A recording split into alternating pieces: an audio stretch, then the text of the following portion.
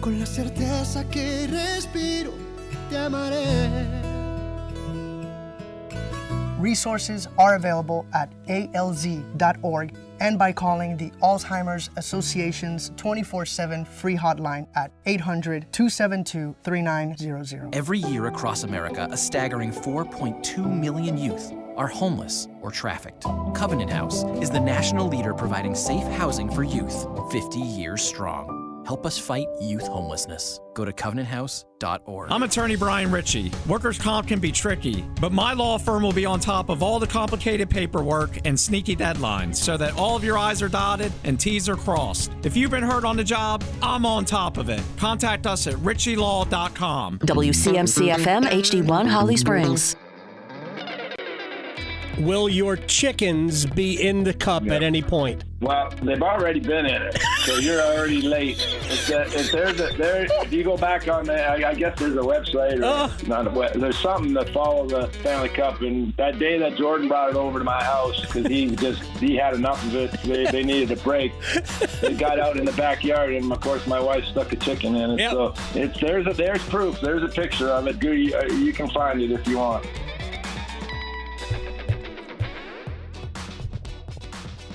Only on the Adam Gold Show do you get conversation about Rod Brindamore's pet chickens.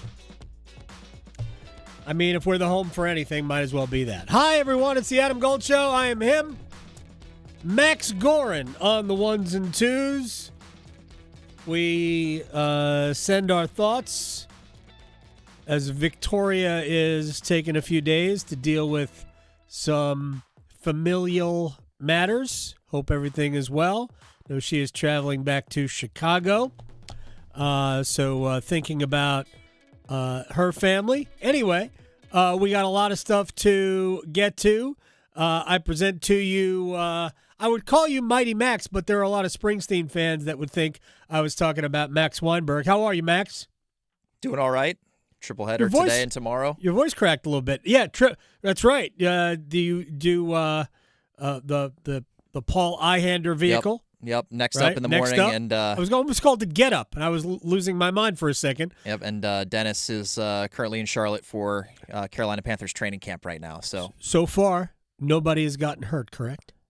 Not today. Not that we know of. Not that we know of. A little scare at the end of practice yesterday as Jonathan Brooks took a spell on a special teams play, but he got right up. He doesn't need to return any kicks. We can skip that. Yeah, he's going to be a valuable part of their running back duo, right, with Chuba Hubbard. I would think that's the reason why they didn't replace. I even forget his name. Who was the guy that was here last year? Rico Dowdle. Rico Dowdle.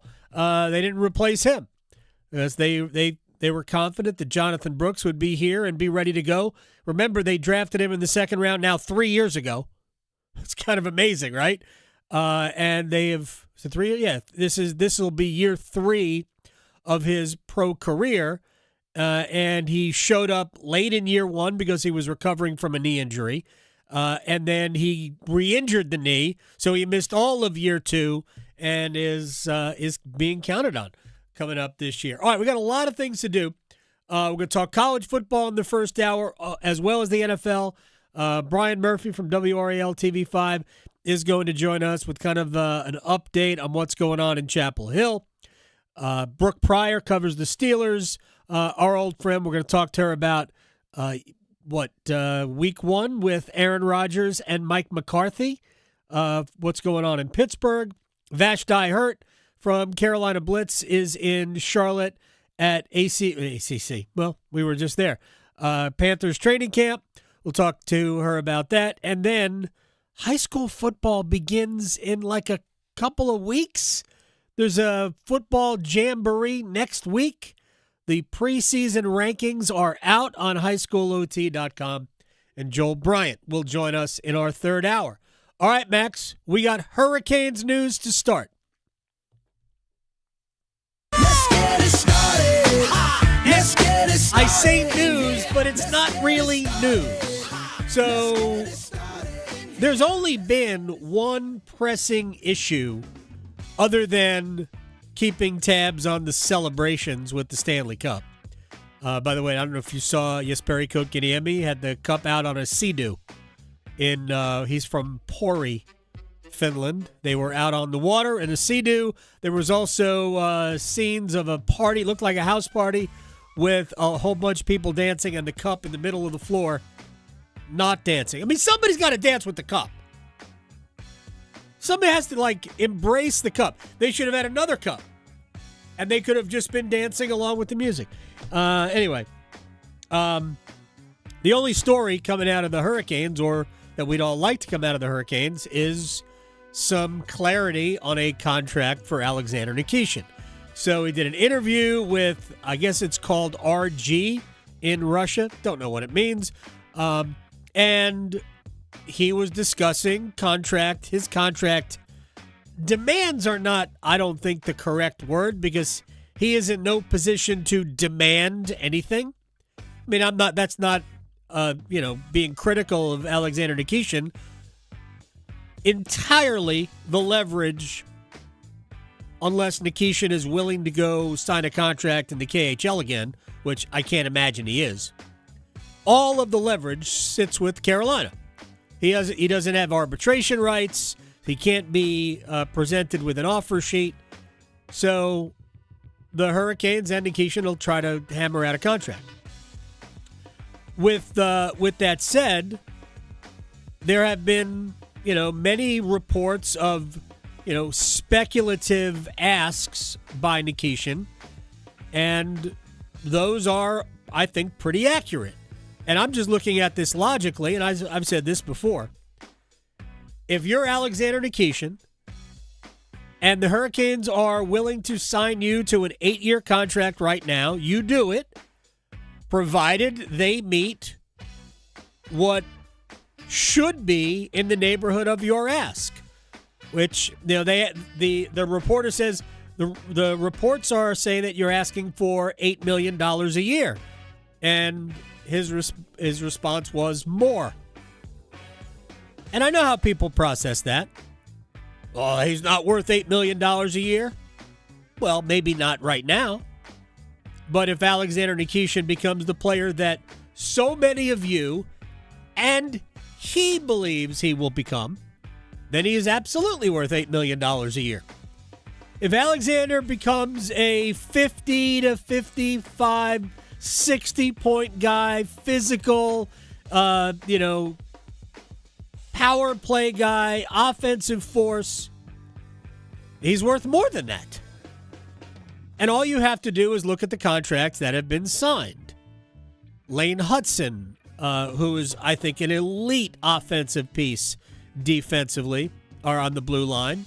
And while a good defenseman, kind of small in frame, much like a lot of modern puck-moving, offensive-minded defensemen, he got basically $8.5 million. Jackson Lacombe got $9 million from the Anaheim Ducks. Like the numbers that are being floated around. We know that Quinn Hughes is ultimately going to get a contract extension from Minnesota, or he'll go free agent and go somewhere else. Cale Makar, same thing. We'll see the numbers coming in. And those numbers are going to be astronomical. And I'm not saying Alexander Nikishin is worth, $10 million a year. But with the cap rising, if his performance goes up, then that number is going to go up. But the Hurricanes are not in any way, shape, or form going to give Alexander Nikishin an $8.5, $9 million contract today. Because we have not seen that version of Nikishin. And until we see that version of Nikishin, it's silly to think that he's worth that. Unless they believe he is, and I'm telling you right now, if they thought he was, then they would have already signed him to, let's say, 8 times 8.5, 8 times 9. If they thought, he is absolutely going to become one of those. I think over this year, they have had, I don't think they necessarily doubt the offensive part, but I do think they doubt the defensive part. And you have to be able to do both. And I know people are going to look at, well, he led the team in plus-minus, because he did. Plus 18, which is sort of, if you think about it, for a team that has been historically so great at 5-on-5, for their 5-on-5 plus-minus leader to be only plus 18 is kind of odd. They've been in the plus 20s and plus 30s recently. Either way, Nikishin is, finished the season at plus 18, best on the team. I think Jalen Chatfield was next at plus 15. Again, it's a very misleading stat anyway. But Nikishin should be asking for significantly north of 8, and the Hurricanes would be foolish to pay that, as evidenced by the fact that they haven't paid it, because they are not foolish. This was always going to result in a bridge deal. Always going to result in a bridge deal. And my sense is that, because I think Nikishin would rather sign for 8. For all of those people that say he wants out. No, he doesn't. He wants to get paid. And I don't blame him one bit. I think this ultimately ends in a 2 times 5.5, maybe 2 times 6. I've been wrong about those numbers. I don't even know how to gauge it. Could be less, could be 2 times 4.5, could be 2 times 7. I really don't know. But it will not be 8 times something, because the Hurricanes are not interested in paying him 8 times. I don't even think they're interested in paying him 8 times 8. And Nikishin would be an idiot to sign something like that. So we move on. Wait for the season to begin. I'm sure Nikishin will sign a contract between now and then. And again, I think it'll be a bridge deal, a couple of years. And then, because I've said this, I don't know how many times. If I'm the Hurricanes, I want to buy a second year and look at what he is likely going to be. And maybe he will be one of those. It'll cost you a little bit more in the long run by waiting. But if he is going to become one of those, then you willingly pay it. Willingly pay it. And if he's not, then you move him. And then I have no problem at all with either of those developments. All right, speaking of developments, it has been an eventful morning, and if I have my time correct, I believe a Brian Murphy byline at WRAL.com posted at 4:54 a.m. With regards to Bill. It wasn't with Bill Belichick quotes, but it does have them now. As Bill met the media, Lee Roberts, the chancellor at UNC, has a statement. The university as a whole has a statement about the ongoing now investigation of Michael Lombardi, and Brian Murphy joins us on the Adam Gold Show, WRAL Sports investigative reporter at Murph's Turf. 4:54 a.m., huh? Was this the start of your day or the end of it? It was the start of my day. I think somebody posted it before me, but I think my version got up at about 6 o'clock. So it's been a long day and going to be a long day. No doubt about it. All right, kind of fill us in on, I know Bill was pretty cryptic. He said, basically addressed it in from the standpoint of, things we're trying to basically piece it together here. He wasn't ever going to address Michael per se specifically, but give us a lay of the land of where we are right now. Yeah, so, the university has been the university announced this morning, just minutes before Bill Belichick got to the podium, that there is an investigation. The Office of Legal Counsel is investigating Michael Lombardi, which I guess is the next, public step that they can announce. Then Belichick talked and basically, didn't say much about they're trying to work through things without having a general manager. Then Steve Newmark, the athletic director, talked to a few of us, and what he told me was that, they're entrusted by the university to do this right. One of the reasons that they're staying so tight-lipped is they want to make sure it's a full, fair, and expedited process. They can reach a resolution as quickly as possible. And then the chancellor spoke, and I thought he had some of the strongest comments that I've heard yet. Basically saying if something, that they learned about the concerns last week, so that's the first kind of timeline we've gotten. and that if something's broke, we will fix it. If something needs to be fixed, we will fix it. If something's wrong, we want to know about it. And then unprompted sort of came back to the Lombardi investigation at the end of his remarks, and where he said basically, I'm disappointed that we even have to talk about this. Yeah. It's distressing to me and to everybody in the administration that we're dealing with this when there's so many other things that we should be talking about. And that to me was pretty strong. And all of it taken together, I don't think bodes well for the future of Michael Lombardi at UNC. And that was my takeaway. Yeah, just the fact that they place him on paid administrative leave, it has gotten to if this was not a big deal, they would have simply dealt with it internally and they wouldn't have placed him on leave. But it's obviously a bigger deal to the point where they had to go this route. And normally these things end with he's leaving the program, and that's fine.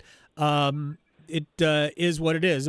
But my own read, not having been there, but just reading Lee Roberts' statements through your own Twitter feed at Murph's Turf, is that it seems like Lee, and I don't blame him for this at all, is sort of, not CYA here, but he is in some ways like being the point man on distancing himself, because I know how it's been phrased that Lee Roberts pushed for this. He did not.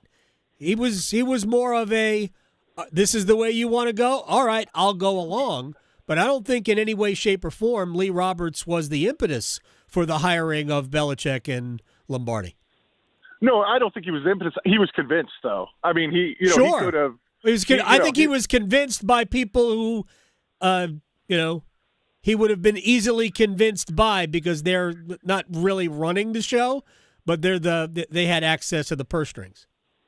Yeah, and I think a lot of this comes down to, look, if they do get rid of Michael Lombardi, I think they want to do so in a manner that doesn't put them on the hook for the rest of his contract. $3 million is right. Probably not that much at this point, but still, if they want to be able to do it in a way that they don't owe him a dime, I think. All right, well, that would fold this into the investigation into the College Sports Commission, no? Yeah, I get the sense that these are unrelated to each other. I mean, they may both be related to Lombardi, but they are unrelated to each other, and no one over here is talking about that. It got asked to Belichick, it got asked to Newmark. They are just basically not even getting into that one at all, which is interesting because they are willing to at least make some comments on the Lombardi investigation. But the CSC, nobody is touching that one. And it's hard to know if that is a true investigation or simply some questions about some of the NIL deals that have been put forth. I have not been able to get a great sort of synopsis of what that case actually is and if we could even call it a case. Brian Murphy is joining us here, WRAL sports investigative reporter. The truth is that the HR violation in and of itself, if it is severe enough to the point where they had to put him on paid administrative leave, could give them the leeway to, dismiss with cause, which I'm sure would impact the money. But then again, lawyers will be involved. Billable hours will always win. I know Bill doesn't ever want to address things like this, but this is now 2 years, and I know what Lee Roberts was getting at because I talked about it yesterday. Last year we wanted to talk about football. There was a fascination with Bill, and then everything that happened off the field with Jordan Hudson got in the way of those discussions. This year there wasn't as much buzz about the football team for obvious reasons, and once again we are back talking about UNC because of off-the-field issues. That has to be bothering Lee Roberts and a lot of other people there, maybe even Bill Belichick as well, to a large degree. Yeah, I think what's frustrating, especially for the leadership, and I'm sort of talking for them a little bit here. I think last year they were able to write it off because they got what they wanted out of it, right? They got a full stadium or at least sold out tickets. Right. They got the extra bump in sponsorships. They got the television appearances. Well, now they're just dealing with all the baggage without that. Right. There's no buzz. There's no hype. I'm trying to get numbers for season ticket sales, but we can assume that they're down. And so now they're dealing with all the off the field stuff without the tangible benefits of, increasing the bottom line for the athletic department at a time when they need to increase the bottom line for the athletic department. So, all the reasons they hired Belichick none of those reasons were, so we'll be in the headlines all the time for off-the-field mayhem. That was not the purpose of this. And I think, a year and a half in, even before they played a game this season, it's sort of dawning on everyone that this is kind of what you're going to get in the Belichick tenure. Now, they could surprise everyone and win a bunch of games, but I think everyone is kind of settled in for this may be a very difficult season on the field as well. It may be, and we've talked about, the improvement to the roster, and the roster does appear better than it was a year ago, but the schedule is like 3 times harder, which is going to make, for the general public, it's going to make it more difficult to see the improvement if we are talking about 3 or 4 wins. If they won 4 games against this schedule, I'll tell you right now, it's significantly better than last year. And maybe they'll be close enough for a 4-win season to not have impatience reign over there and them move on. Final thing for Brian Murphy, WRAL Sports investigative reporter. Have we seen Jordan Hudson around the team at all? I have not seen her. She was not at the press conference today. At least I did not notice her. She has kept a much lower profile as well. So at least that's one distraction they haven't had, although that could pop up at any time. Obviously, her FOIA requests are getting a lot of attention, but yes. Have not seen her. Expect that she will be on the sidelines and at press conferences as she was last year. Yeah, I mean, you almost described her as whack-a-mole here. The NFL community seemed pretty quiet about this whole thing, and now they're back at it. Well, I mean, this was just an opportunity for everyone to unload their notebook on how much Lombardi is detested from all sorts of people. I mean, worst GM in college football. Nobody likes him. I mean, the piling on was remarkable. And that we've seen what happened, in the media world when you get a chance to kick somebody when they're down, lots of people will take that opportunity. The UNC media. Forget about the national media, right? Forget about theoretically non-biased media. The UNC media is throwing dirt all over Michael Lombardi right now. Brian Murphy, WRAL Sports investigative reporter. I know you're going to be on TV coming up in a little bit. I'm sure you will look fabulous. Thank you. I appreciate it. I'll be sweating in the sun, so I don't know how fabulous I'll look. It's nice outside. It's not too hot. It's like low 80s. I got to wear a suit. Oh, no, it's a problem. Oh, man. I'll make a call. All right, thank you. All right, there you go. Brian Murphy, WRAL Sports investigative reporter. It's a mess over in Chapel. I wish it wasn't the case. I get so many comments from people. What if they do this? What if they do that? Look, they got to do that. They have to perform. Last year, I'm not saying you get a pass for being bad, but I think it was understandable. And we said this well in advance. People underestimate how difficult and how different the college game and the pro games are. When you're talking about,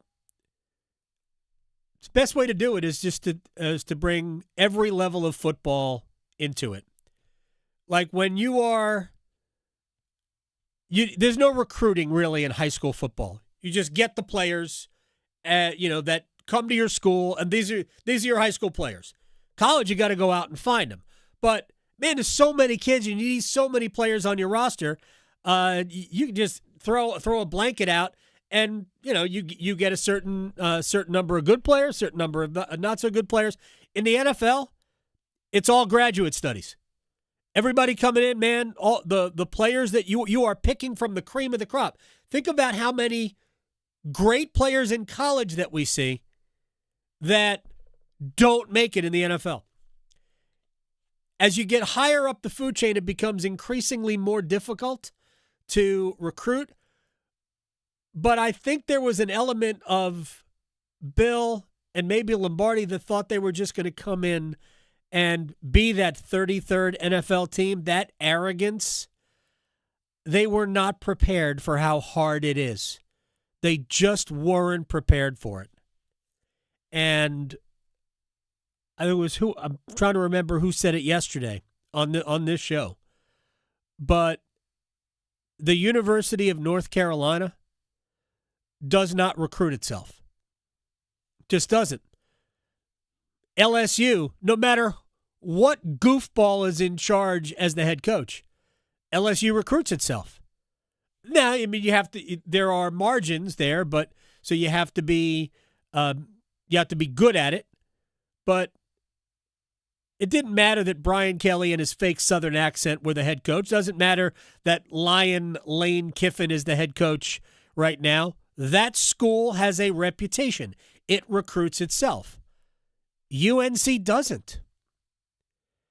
And it was always going to be difficult for people who didn't know the lay of the land, didn't have enough time to learn on the job. And honestly, I remember before last season, the lead up to it, and they got the job in December. We were still in the spring, and the coaching staff wasn't really determined. It took a long time for them to figure out who was what. That was always going to be a bad year. They had they brought in 70 new players last year, right? I think the number this year was 60. Yeah, 70 last year. I think it's 61 new players this year. Think about that for 1 second. Now, some of those are portal guys. Some of those are freshman recruits. It is not conducive to success on the field. There might be some good players in there. I'm sure there are. And I believe they had only one player who was in the all ACC team, right? Like last year, they only had a second team all ACC player.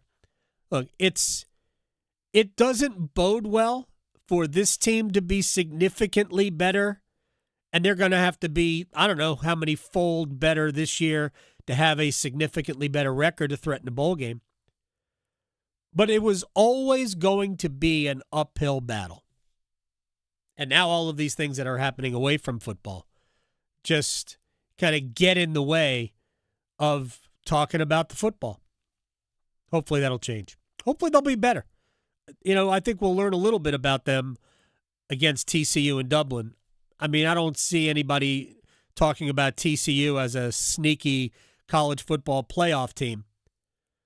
So I'm not saying that game isn't winnable for UNC, but they certainly have to play a competitive game to give anybody any hope. We'll take a break. Brooke Pryor, who covers the Steelers, and the soap opera that is Aaron Rodgers, and his new old coach, Mike McCarthy. Brooke Pryor joins us next. Because your fantasy football team needs all the help it can get, the Adam Gold Show on the North Carolina Sports Network. Hey, Carolina Panthers fans, it's Dennis Cox from 99.9 The Fan. For all the inside information on your team, join me and my co-host, WRAL TV's Chris Lee, for our podcast, Panthers Playbook, presented by Wake Orthopedics. In every episode, we'll keep you up to date on your Panthers, and we'll do it with access only we can provide. Locker room insight, exclusive interviews, and in-depth looks from training camp as the regular season approaches. Follow and subscribe to Panthers Playbook wherever you discover your favorite podcasts or watch on YouTube. It's almost time for the weekend, so maybe that means you're ready for some rest and relaxation, or maybe that means it's time to take the bike out for an adventure. I'm Victoria Vodnecker here from 99.9 The Fan for Law Tigers, and as we approach the weekend, it's normal to have that one thing that you are really looking forward to help get you through the week. And taking the motorcycle out when it's a beautiful day and the weather is great is a perfect way to unwind. But there may come a time when you're in an accident on your motorcycle, even when it's not your fault. And if that ever happens, make sure to call my friends at Law Tigers first before calling your insurance company. At Law Tigers, they get it. They understand what it's like to go through an accident. They're riders too, so they know the value of your bike, your gear, and the investment that you've made. The insurance company just wants to pay you the least amount possible. So case evaluations at Law Tigers are always free, and you're not going to pay a dime until your case is settled. Call 1-800-LAW-TIGERS, North Carolina's motorcycle lawyers. Law Tigers is a network of independent law firms who are members of the American Association of Motorcycle Injury Lawyers. Law Tigers is not a law firm. It's bow time. Ordering Bojangles Bow Bites is the easiest choice you'll make today. The bite-sized hand-breaded chicken is fried to crispy perfection, making it perfect for sharing, snacking, or when you're on the go. Just don't call it a nugget. The only hard part is choosing from our 6 dipping sauces. We've got a sauce for every kind of craving, from our creamy house-made ranch to our sweet and spicy peach honey pepper sauce. It all depends on what kind of mood you're in. Head to your nearest Bojangles today and discover the dippable, shareable, and craveable Bo Bites. It's Bo time. There's no time like Bo time. Time to head on over to Bojangles to try Bojangles' new Bo Bites. Bite-sized, hand-breaded chicken fried to crispy perfection. On the go, they're perfect for snacking or sharing.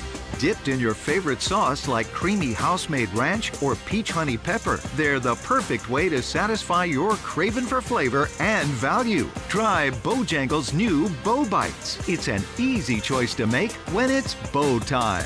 When sleep isn't working, everything feels harder. Your health, your patience, your focus, even your relationships. I'm Megan Giggling with Parkway Sleep Health Centers. Too often, people are told to wait months or even years just to talk to a sleep specialist. But untreated sleep problems don't wait. At Parkway, care begins within weeks with home sleep studies and fast, coordinated support so people can move forward instead of staying stuck. Better sleep changes everything. Parkway Sleep, your fastest path to better sleep. Start today at parkwaysleep.com. Sound sleep, sound health. You hear that? That's the sound of Pepsi Zero Sugar, the better tasting, more refreshing zero sugar cola. Listen to that endless pour. If it sounds this good, just imagine how it tastes. So good. Pepsi Zero Sugar. Let your taste decide. Stop by Refuel and get 25 cents off per gallon when you buy 2 20-ounce Pepsi Zero Sugars with Refuel rewards. Lanny went to college and racked up huge debt. A little bit over $100,000. For a degree he couldn't use? Now what? I had a friend that went to my computer career. They even helped him get hired immediately after graduation. One of the things I love about IT is that you can work from anywhere you want. You could become an IT pro in just months, including cybersecurity and the basics of AI with zero experience at mycomputercareer.edu. My Computer Career, an elite CompTIA certification partner. It worked for me, and I know it can work for you. This is one student's experience. Individual results vary. One Adam. Gold. One Adam. Gold. I told Jack in the car, you know what the word of the year is? He goes, what? I said it's 6'7". He just laughed. I know. It just means nothing, and that's fantastic that it's now the word of the year. What a country. Can we bring back cool story, bro? That way, like, us millennials can be like, yeah, cool story, bro. I would love that. The Adam Gold Show.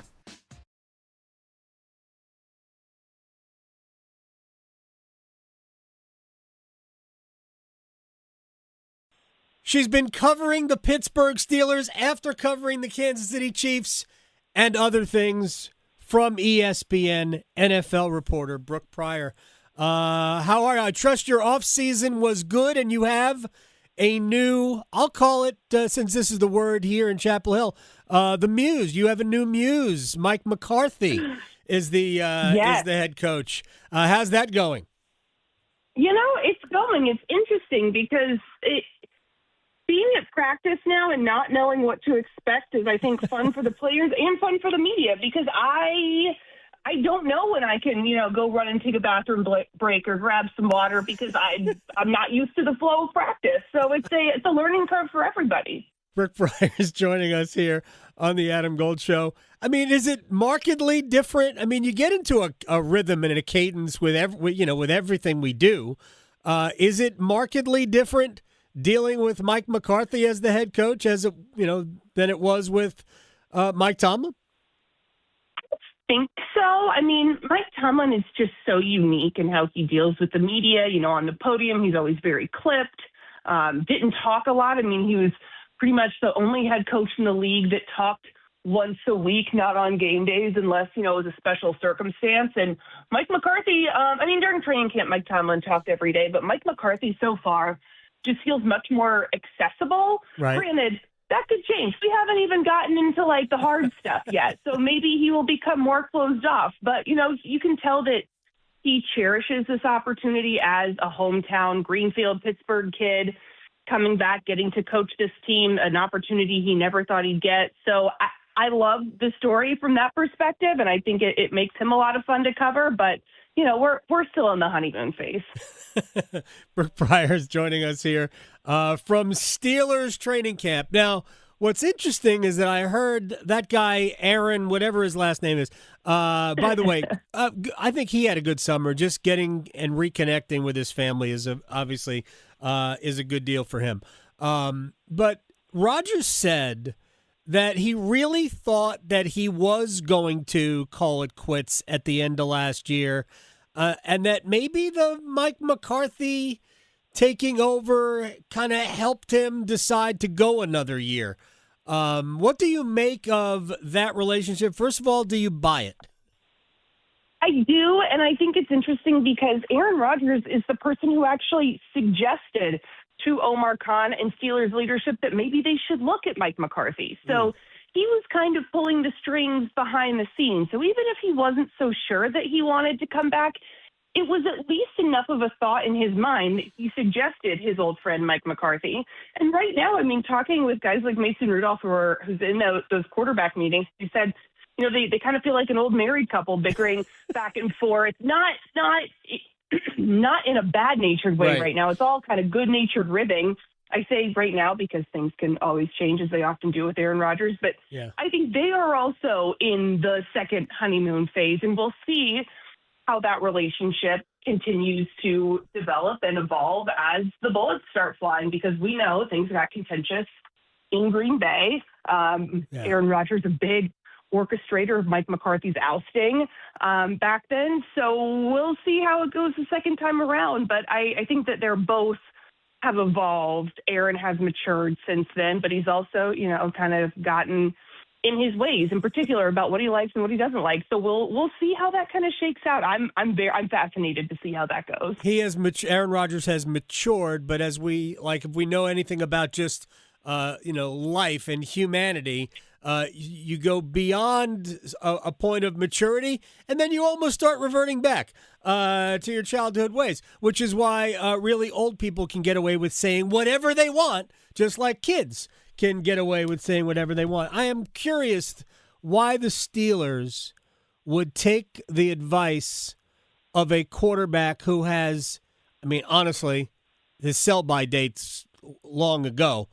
Why they would, basically do what Rodgers wants when, man, this is the only year, unless Mike McCarthy is a one-year head coach. No, I mean, he has, I believe it's a 5-year deal, and I think part of it, too, is that it was a suggestion by Rodgers, but the hire wouldn't have happened if it wasn't what the Steelers wanted, if it wasn't what Art Rooney wanted. I think that in hiring McCarthy, it bucked the trend of the Steelers hiring these young, up-and-coming defensive coaches, but that's also just not where this organization is right now, or how they view themselves. They want to win right now. They didn't want to wait for, a year or two while a new coach kind of gets his feet under him. That's just not how they view themselves. Art Rooney wants to win right now, and so he felt like Mike McCarthy is the guy. The vision that he sold them on is that he can help them win right away, that this team has the talent to contend in the NFL, in the AFC, make a Super Bowl, and he can also help develop these younger quarterbacks. So whether that's realistic, I don't know, but that's what this team sees. And Aaron Rodgers is also realistically their best starting quarterback option right now. Was their best one before the draft. The free agent market, not really there. Their cupboard was bare. They needed to draft somebody. It was a quarterback class. They weren't going to get Fernando Mendoza. So they made the best out of their circumstances, and now we get to have the Aaron Rodgers, Mike McCarthy reunion tour. Hopefully that will be fun. It does speak to a larger problem within the Steelers, and they're not the only team that has done this. Washington had this problem in that you put off getting your quarterback of the future, and they really haven't had the quarterback position be a positive. I would even say like the end of Ben Roethlisberger, but the last maybe 3 or 4 years, as Ben was always injured at the end of the season, they haven't had a good quarterback when they have gotten the playoffs, and they've been in the playoffs a lot. It's got to be a decade and a half since they have had a good quarterback when you have got to January football. So aside from Aaron Rodgers, who has flashes of great still, where do the Steelers, where have they improved? Where do they still need to get better to take advantage of it? the biggest thing is they improved their wide receiver room, not only because they drafted Jeremy Bernard, but they also added Michael Pittman Jr. in free agency. They traded for him with the Colts. That was a group that needed so much help. I mean, that was exposed. It was already a major weakness last season. And then when, the Steelers are trying to make that playoff push at the end of the year and DK Metcalf gets suspended for that altercation with the fan, I mean, their cupboard, talk about bare cupboards, there wasn't much of anything. Kenneth Gainwell, running back, led the team in receptions last year because of just A, the way the offense worked, and B, the lack of options among wide receivers. So they improved that position. I also think they improved their secondary, but that is a group with a lot of variability. You add Jamil Dean. He has had flashes in the past. He's played up to his potential. Joey Porter Jr. currently on PUP aggravated his back amid contract negotiations. They're working on an extension. It's wild how those things pop up. But he can be one of the best corners in the league, but he also can run a little hot and cold. He has gotten in, some situations getting flagged for being too handsy, things like that. Jalen Ramsey was a great corner in the league. I think he can be a really good safety, but that's something that, he has to be willing to take on that role or be a nickel.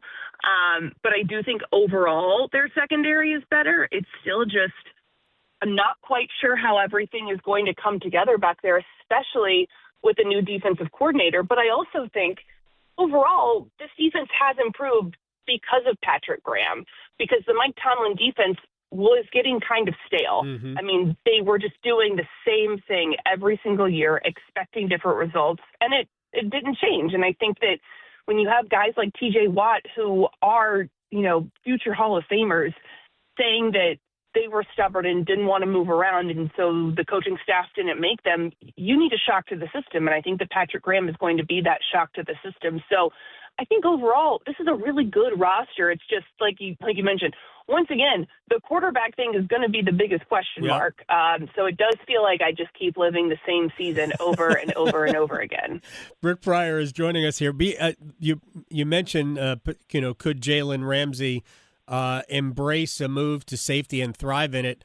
And the first thing that went through my head was Ronnie Lott was an elite cornerback in his time with the San Francisco 49ers, and then became a safety later in his career, and actually made the Pro Bowl at both safety spots, at free safety and strong safety in his career. Still the only defensive back to ever do that. He's one of the best football players that ever walked the earth. But Lott was able to do that. Would Jalen Ramsey be able to do that? Let me just ask you quickly about the division, Brooke Pryor, because we assume that the Ravens, I don't even know if you assume, the John Harbaugh era was very good, maybe not as good as they wanted it to be, and they basically made it, conditions conducive enough for him to leave and become the Giants head coach. How do you look at that division? I think it's going to be the way this division shakes out a lot of years, where they're just going to beat each other up, and it's going to be a three-man race or a three-team race to win the division, barring injuries, because the Bengals on paper usually seem to have a good team, and then injuries happen and, things just kind of fall apart. But I think the Ravens are the best team in the division, assuming that their defense improves. You can say the same thing about the Bengals. The Browns are, as Juju Smith-Schuster said all those years ago, the Browns are the Browns. Browns is the Browns. They have a lot of really young talent. That is something that I will absolutely give them credit for. They drafted well. I think that they have a lot of exciting players that will be factors in the next couple of years. But you talk about a team with quarterback concerns. Yeah. That's the Cleveland Browns. When you're choosing between Shedeur Sanders and Deshaun Watson, you're up a creek with no paddles, and your boat is springing a leak. So that, I think, is something to watch. Yeah, the team with maybe the best quarter. I don't know. I mean, I still think Lamar Jackson's the best quarterback in the division. But Joe Burrow is obviously great. But the Bengals have been allergic to defense, although they made moves in the offseason to sort of address that. It's probably a net zero, though I love Dexter Lawrence. and all of that. And Boye Mafe, don't forget him. Oh, yeah. They made a couple moves. You know, they are trying to be competitive. I think a lot of this is going to come down to coaching and also luck. I mean, some of those Joe Burrow injuries are just bad luck, but they should be, keyword should be well positioned to contend in the division and make a deep playoff run. It's going to come down to Al Golden and how he manages this defense. Brooke Pryor, you're the best. Enjoy Aaron Rodgers and Mike McCarthy's reunion tour, and probably, although I wouldn't put anything past him if he has a good year, Aaron Rodgers' farewell season. But again, man, he's shown flashes of he really only has to be really good in the fourth quarter of any game, and I think they'll be fine. Brooke Pryor, you're the best. I appreciate your time. Absolutely. Thanks for having me. All right, when we come back, your opportunity to ask whatever question you like. It is called One Timers. You can go to the YouTube stream, search Adam Gold Show or 99.9 The Fan. Either way, you'll get to us. You can put your question right there in the chat. Max has questions of his own because he's a smart guy. One Timers is next. Questioning goalie interference calls since day one. The Adam Gold Show on the North Carolina Sports Network. Did you know? Atlantic hurricane season runs through November. From gathering necessary supplies to planning an evacuation route, now is the time to make sure you and your family are prepared. And if a storm damages our electric system, local public power providers are ready to respond and restore power quickly and safely. As a public power customer, you benefit from having an electricity provider that restores power faster than other providers do. Visit electricities.com for storm preparation tips and resources. Are you struggling with your Medicare drug costs? The NC Department of Insurance SHIP program may be able to help. The extra help in Medicare savings programs are available for those who qualify, but you have to apply. Contact SHIP today to see if you qualify. Visit ncshiip.com or call toll-free at 855-408-1212. SHIP provides free, unbiased help in all 100 counties. Project supported by grants from the Administration for Community Living. Contents do not necessarily represent official views of, nor an endorsement by ACL, HHS, or the U.S. government. Your child's doctor shares your goals. A healthy future for your child. Doctors recommend vaccines throughout childhood because they protect what matters most. Your child's future from preventable disease and serious illness. Discuss any questions you have and check that your child is up to date and talk about any concerns. You're right to have questions. Get real answers. Start a conversation with your doctor today. Visit vaccinesforkids.nc.gov.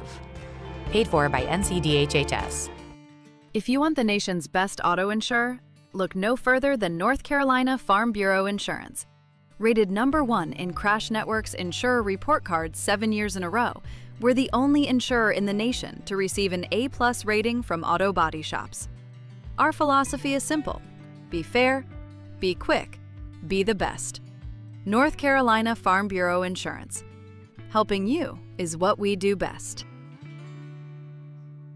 The North Carolina Healthcare Association invites you to listen to this month's podcast, Conversations on the State of Healthcare. We're delving into a new NCHA report titled More Than Medicine, the Economic Impact of North Carolina Hospitals. My guest is Josh Dobson, President and CEO of the North Carolina Healthcare Association. Hospitals generated about $52 billion in economic impact last year, roughly 6% of the entire state's gross domestic product. They spent around $44 billion on operations and workforce expenses. And that spending does ripple outward into local economies. Hospitals are often among the largest employers in a region, especially rural communities. In fact, they're among the top 10 employers in 95 of North Carolina's 100 counties. You can learn more and join our latest conversations on the state of healthcare wherever you listen to your favorite podcast. And find out more by visiting nchealthcare.org. I'm the thread that's already inside the house. In the closet, under the bed, in the car. But I don't want your money or your TV. I can't be scared away or negotiated with. I'm patient and quiet. I don't sleep. You can't call the cops on me. You can't even see me. I'm the threat of family fire. And as long as your guns aren't stored securely, I'll be there. Protect your family. Secure all your guns. Learn how to make your home safer at endfamilyfire.org. That's endfamilyfire.org. A public service announcement brought to you by Brady and the Ad Council. This is Adam Gold. 540. Yeah. Right, the big outer belt loop. Why don't we just call them inner loop and outer loop? Don't give me north, south, east. It changes. Mm-hmm. It's a circle. Yeah, they should. They use it for belly buttons. Right, inner and outer. Yeah. What are we doing? Use it for belt lines. All right, I'm done with the rant. The Adam Gold Show.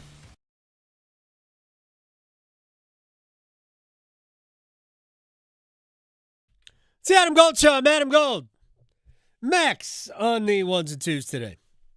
Next hour, Vashti Hurt from Panthers training camp. We'll get into some Panthers stuff, I'm sure. We got Alexander Nikishin, not news, but an interview, which outlines his position on why there's no contract at this point. And we'll try to address all of those if it comes up in one-timers.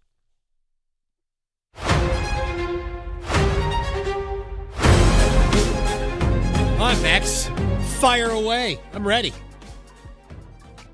All right. Well, not a ton going on in the sports world right now, but What are there you is talking about? We haven't even gotten all the stuff we want to talk about today. There is some friction going on in Chapel Hill as it pertains to UNC football, with Michael Lombardi currently being on paid administrative leave. So the first question is, will Michael Lombardi be the UNC football GM when they kick off Week 0 30 days from today? No. Michael Lombardi's probably right now in the process of getting boxes, getting a little U-Haul trailer, and getting out of town. That's my guess. Pursuant to UNC football, they're coming off of a 4-8 season in Bill Belichick's first year as head coach. This season may be prime for a little bit of progress, maybe not. Depends on your perspective on this next question. What would be a successful season for UNC, and what do you expect their season to look like this season? I think if they won 5 games, it'll be a borderline miracle. So I don't know how to define success. People are not going to say 4 wins is success. Their schedule is not set up for them to win.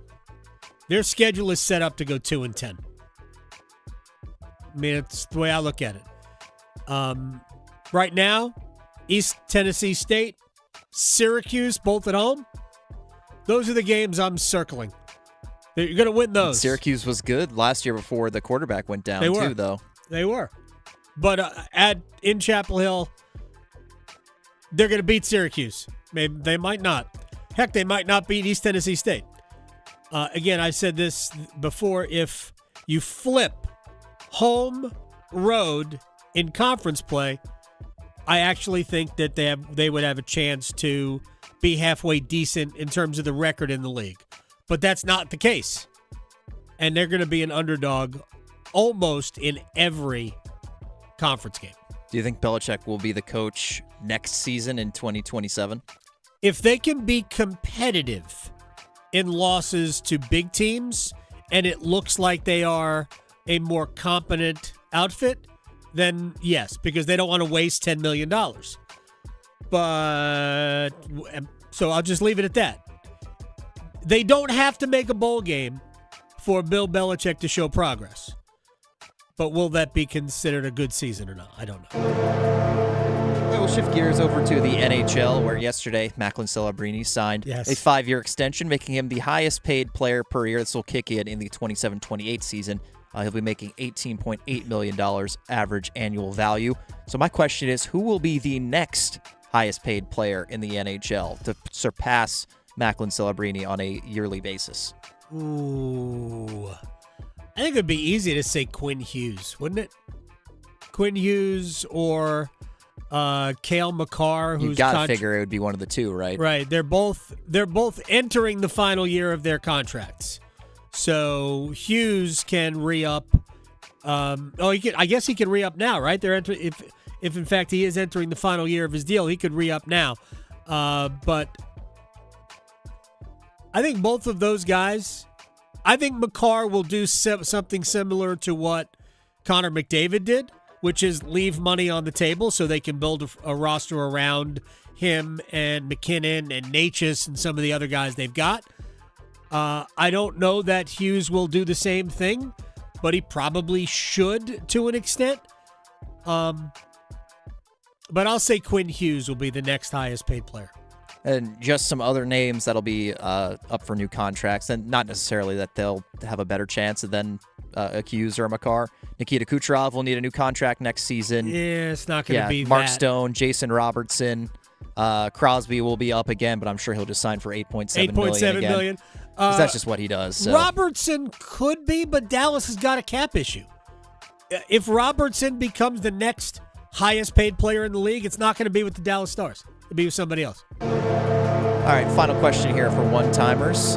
Live Golf are rumored to potentially cancel their team championship in Michigan. Oh, that's done. Will Live Golf have a season in 2027? Yes, it will look drastically different from what it does today, and that's where they're going to get into problems with their big names, DeChambeau and Rahm, and we'll just say Hatton and Neiman and players like that, because they're not operating under the parameters they left for. They already have issues. I think they will have a season, but it will not look the same. We'll see. Because your fantasy football team needs all the help it can get, the Adam Gold Show on the North Carolina Sports Network.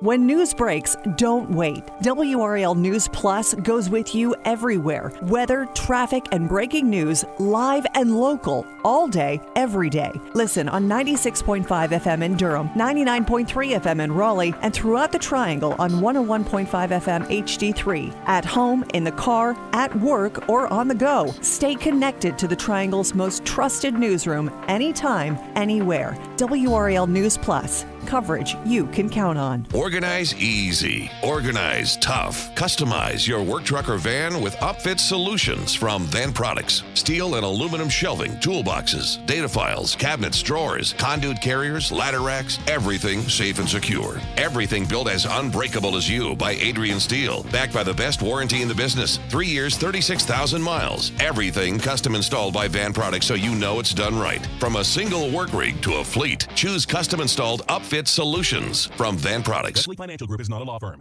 Do you feel embarrassed, trapped, maybe even ashamed just because you own a timeshare? Well, I'm here to tell you you're not alone. Chuck McDowell here, the timeshare cancellation guy. I get over 3,000 complaints a week from all kinds of folks that feel the same way you do. Honest people, teachers, veterans, grandparents, all losing sleep over a timeshare they can't get rid of.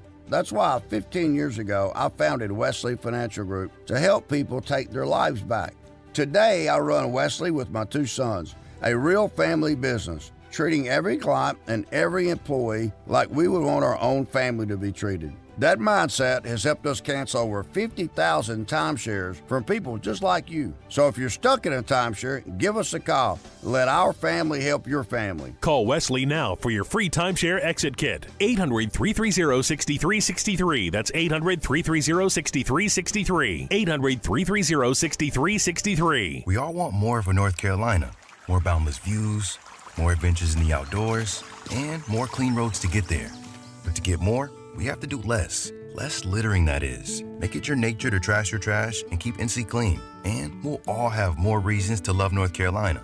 Litter less, get more. For more on the 7 outdoor NC Leave No Trace principles, visit OutdoorNC.com. Sponsored by the North Carolina Association of Broadcasters and Visit North Carolina, a part of the Economic Development Partnership of North Carolina in cooperation with this station. Football is back. Join High School OT Saturday, August 8th for the High School OT Jamboree at First Horizon Stadium at WakeMed Soccer Park. Gates open at 3, JV at 4, varsity at 5. 10 of North Carolina's top teams. One incredible day. Get tickets now at highschoolot.com. Why did I wait so long to see a retina specialist? Retinal disease can steal your eyesight, but it doesn't have to. Patients who seek care from a retina specialist have the best chance of preventing vision loss due to age-related macular degeneration or diabetic retinopathy. AMD symptoms to look out for are distortion or warping of straight lines, as well as blurred or loss of central vision. Patients with diabetic retinopathy should seek treatment if they notice the appearance of spots or floaters or blurred and distorted vision. Visit seeforalifetime.org. Having insurance isn't the same as having State Farm. It's like needing a lawyer, but getting some guy who just watches courtroom dramas. How does the defendant plead? Guilty. Wait, what? Also, objection. You object to what? Erroneous. Counsel, approach the bench. Hey, can I get a whack at the gavel? You wouldn't settle for just any lawyer, so don't settle for just any insurance. Get the real deal with State Farm. Like a good neighbor, State Farm is there. I'm attorney Brian Ritchie. Getting hurt in a car wreck comes with all kinds of stress and frustration. But when you call me, I'll be on top of all of it. So all you need to worry about is getting better. If you've been injured in a car wreck, I'm on top of it. Contact us at ritchielaw.com. Broadcasting live from the Eagle Leasing Storage Studio. WCMC HD1 Holly Springs. 99.9 The Fan. The Canes light the lamp here. They went out and got 40 freshmen. They're rebuilding like the old-fashioned way. UNC is one of those teams that's almost impossible to get a beat on because there's just so much turnover in 2026 compared to 2025. But I don't think anyone is wildly optimistic about it. And this is there's no way to understate it. It's a terrible look that Bill Belichick's right-hand guy is in the crosshairs of this investigation, and his future is uncertain. It's the Adam Gold Show. I am Adam Gold. Max Gorham producing the program. We will talk Panthers football this hour. Vashti, CarolinaBlitz.com will join us from, I guess everything's in Charlotte still, right? We're not going to Spartanburg anymore. Oh, man, those trips were so much fun, said nobody anywhere ever. Although Spartanburg does have a great BMW presence. So if you're into BMWs, Spartanburg is a spot. Plus that hotel that was right by Panthers training camp was quality. You ever been down there, Max? Can't say I've been to Spartanburg. Been to Greenville, Clemson. Yes. Myrtle Beach. That's about the extent of my Myrtle Beach, South not Carolina really travels. close to Spartanburg or Clemson or Greenville, but those are pretty much the only places I've been in South Carolina. Have you been to honest. Charleston? I've not been to Charleston. What is wrong with you? You're a world traveler. You on a whim, flew to Manchester, London, trained to Manchester for like a day and a half to go watch City play. Right? Are they playing any games in Charleston? I'm just saying, Charleston's an incredible city. It's an incredible Seems nice. city. We'll go there at some point. Been to Greenville, but not Charleston. You need a better ranking of South Carolina cities. Look, that was I think we had to stay there. I actually went with my dad when they were doing, it was when Wake football played there, and I think it was 2023, and the team hotel was in Greenville instead of Clemson. Really? So Well, it's not that far. we had some good barbecue there, though. we, I don't remember the place, but it was quite good. Back when I was a college student, this is almost prior to electricity. I was on the university. I went to the University of Maryland, and on we were the baseball play-by radio crew, and the ACC tournament was in Greenville. Clemson was essentially the host of it. It's only about 40 minutes from Clemson to Greenville. And Greenville now, I've been there several times for soccer events. It's gorgeous. Absolutely gorgeous. They've underratedly terrible traffic there, though. Oh, really? Like some of the worst traffic patterns, and it's just all like going around there. If you go there around rush hour, yeah, it's terrible. All right then, I'll keep that in mind. I'll file that away. Vashti hurt in about 15 or so minutes. All right, should we run it back? 3, 2, 1. We started the program just as we're going to start it right now. In an interview with, I'm assuming, Russian news agency RG. I'm just guessing here. and aggregated by, that I saw, something called the Heavy. Alexander Nikishin kind of let the world in on what his contract ask is. They said the reports are saying that you're asking for $8 million a year on a long-term contract, and he went more. And frankly, I think that's fair. And I'm not saying the Hurricanes should give that to him.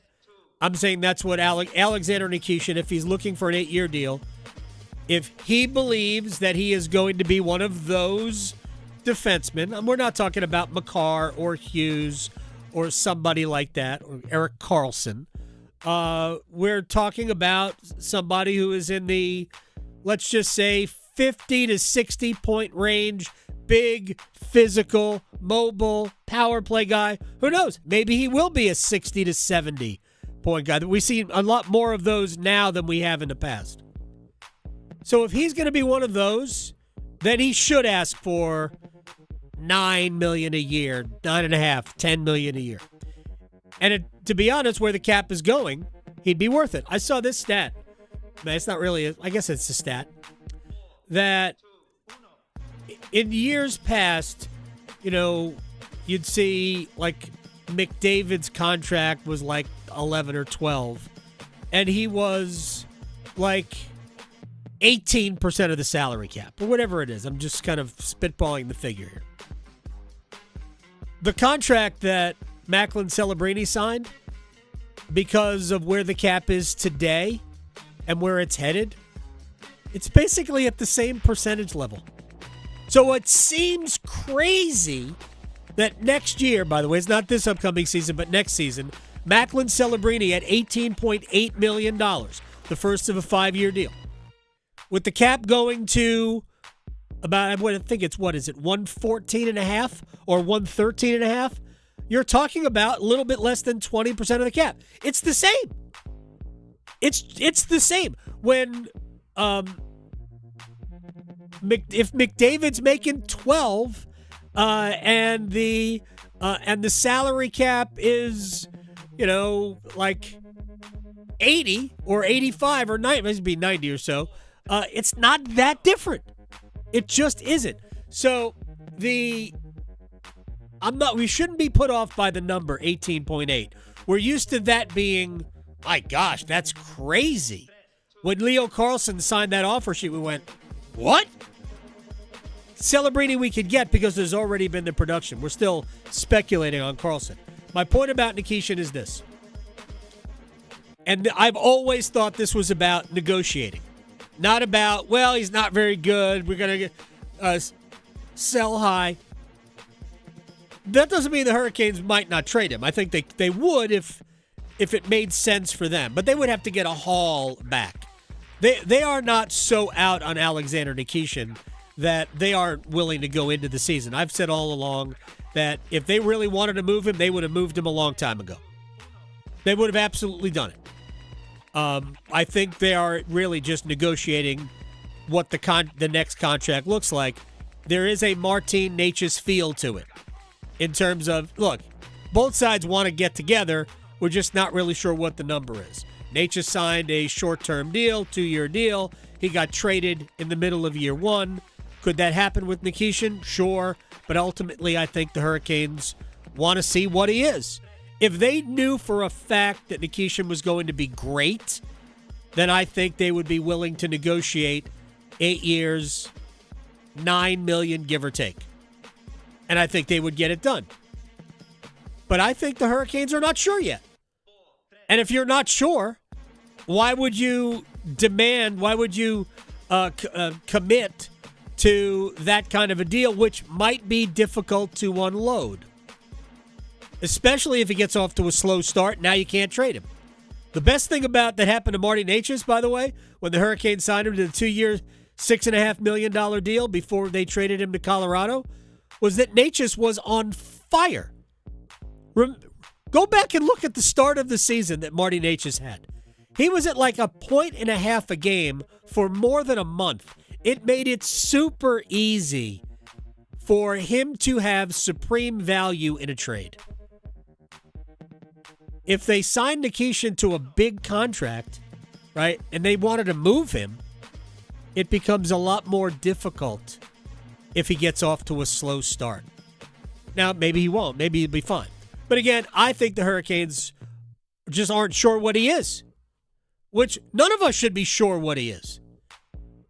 If I'm them, if I'm the Hurricanes, it's a risk because the number could go significantly higher if he gets off to a good start and you've only given him a bridge deal. But I think the smarter play is to pay for a year. You're doing it with a 2-year contract, but you're buying the opportunity to see his second season in the NHL. And then you can make a decision, all right, what is he going to be? And maybe we could have gotten him at $9 million a year or $8.5 million or whatever it is, and now it's going to cost 10 or 10.5. But if he becomes one of those players, you should willingly pay the 10.5. Willingly. Remember where the cap is going. The cap is not $89 million anymore. The cap is going to end up, I guess, maybe 4 years from now. I'll bet you the cap is around 120. It's crazy. That's what the NHL is doing. So, again, Nikishin is wrote this down. He was 11th on the Hurricanes in points, 3rd on the blue line behind Gostisbehere and Keandre Miller. By the way, Miller's contract is going to look stupid good in next year. 7.75, right, for Keandre Miller? I think it's 7.75 or 7.5? 7.5, yeah. Dumb. It's going to look dumb how good it is. Just like the Blake contract, just like the Stankoven contract. Man, they do good business. Good team-friendly business, right? And I don't think Nikishin is going to allow them to do good team-friendly business. Because if I'm the agent, if I'm Nikishin, if I believe that I'm going to be a top offensive performer, then I'm going to hold out for that number. That's smart on their part. We have to accept that it, like, just to bring up Jackson Blake again, when I saw the numbers of that contract, it's 5.18 a year. I just thought, why in the hell did he sign that? I always thought those numbers, his offensive production was going to go up. It did. It will continue to go up. I mean, I think he's going to be, I don't know, 3/4 of a point a game. Easy for his career. 5.1 million, 5.2 million. I mean, that's third line stuff in the NHL. That's third line money in the NHL. And he is going to be top 6 offensive player, and I actually like his overall game. He competes on the defensive end. There's no doubt. Here's the other element about it that maybe Carolina has to consider. Does Alexander Nikishin want to play Carolina Hurricanes hockey? I've seen in my mentions a little bit. Well, the Hurricanes have to let him roam, No, they don't. I don't know why people want to do that.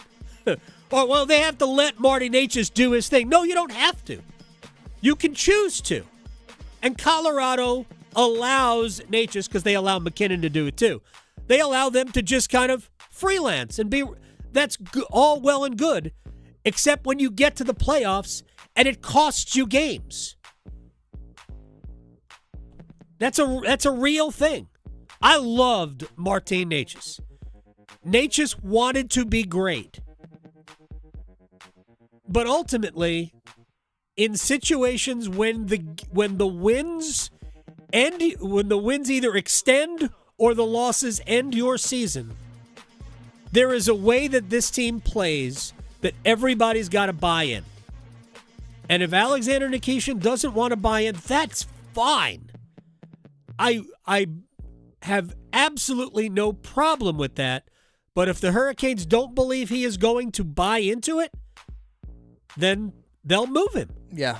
I think Game 6 of the Stanley Cup Final was like the most perfect example of just like the clinical execution and everybody buying in, and you saw what happened, and they win in a shutout on the road and win the Stanley Cup. Granted, they got some goaltending help too, at least early in the game, but then it was just full buy-in, clinical execution defensively. It felt like Vegas couldn't even get a shot on net in that game, and they need everyone to be bought in and kind of drinking the Kool-Aid there to make that happen, because then if somebody does stray off, you open yourself up for some breakdowns and things of that nature. You have to commit to it, right?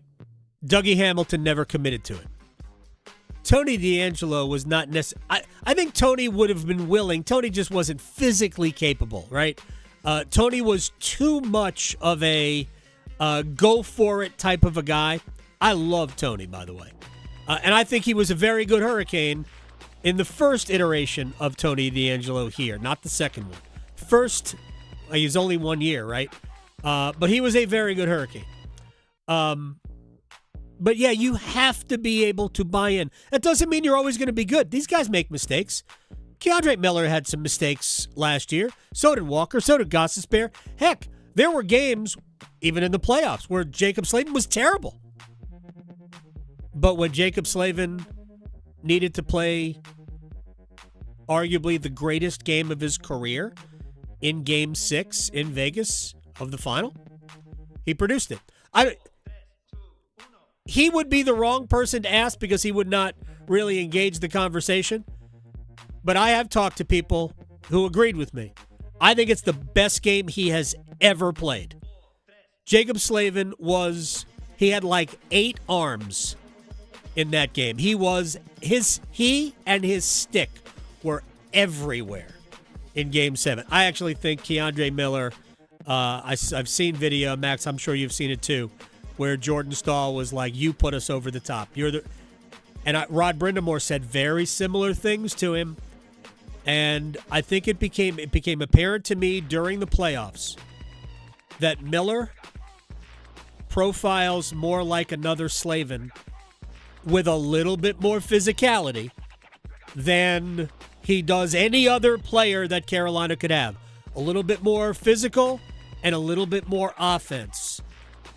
That if he stays healthy and he's going to be 26, holy cow, he could be an absolute machine in this style. Now, very quickly before we break, the jury is out on how much longer Carolina will play this style.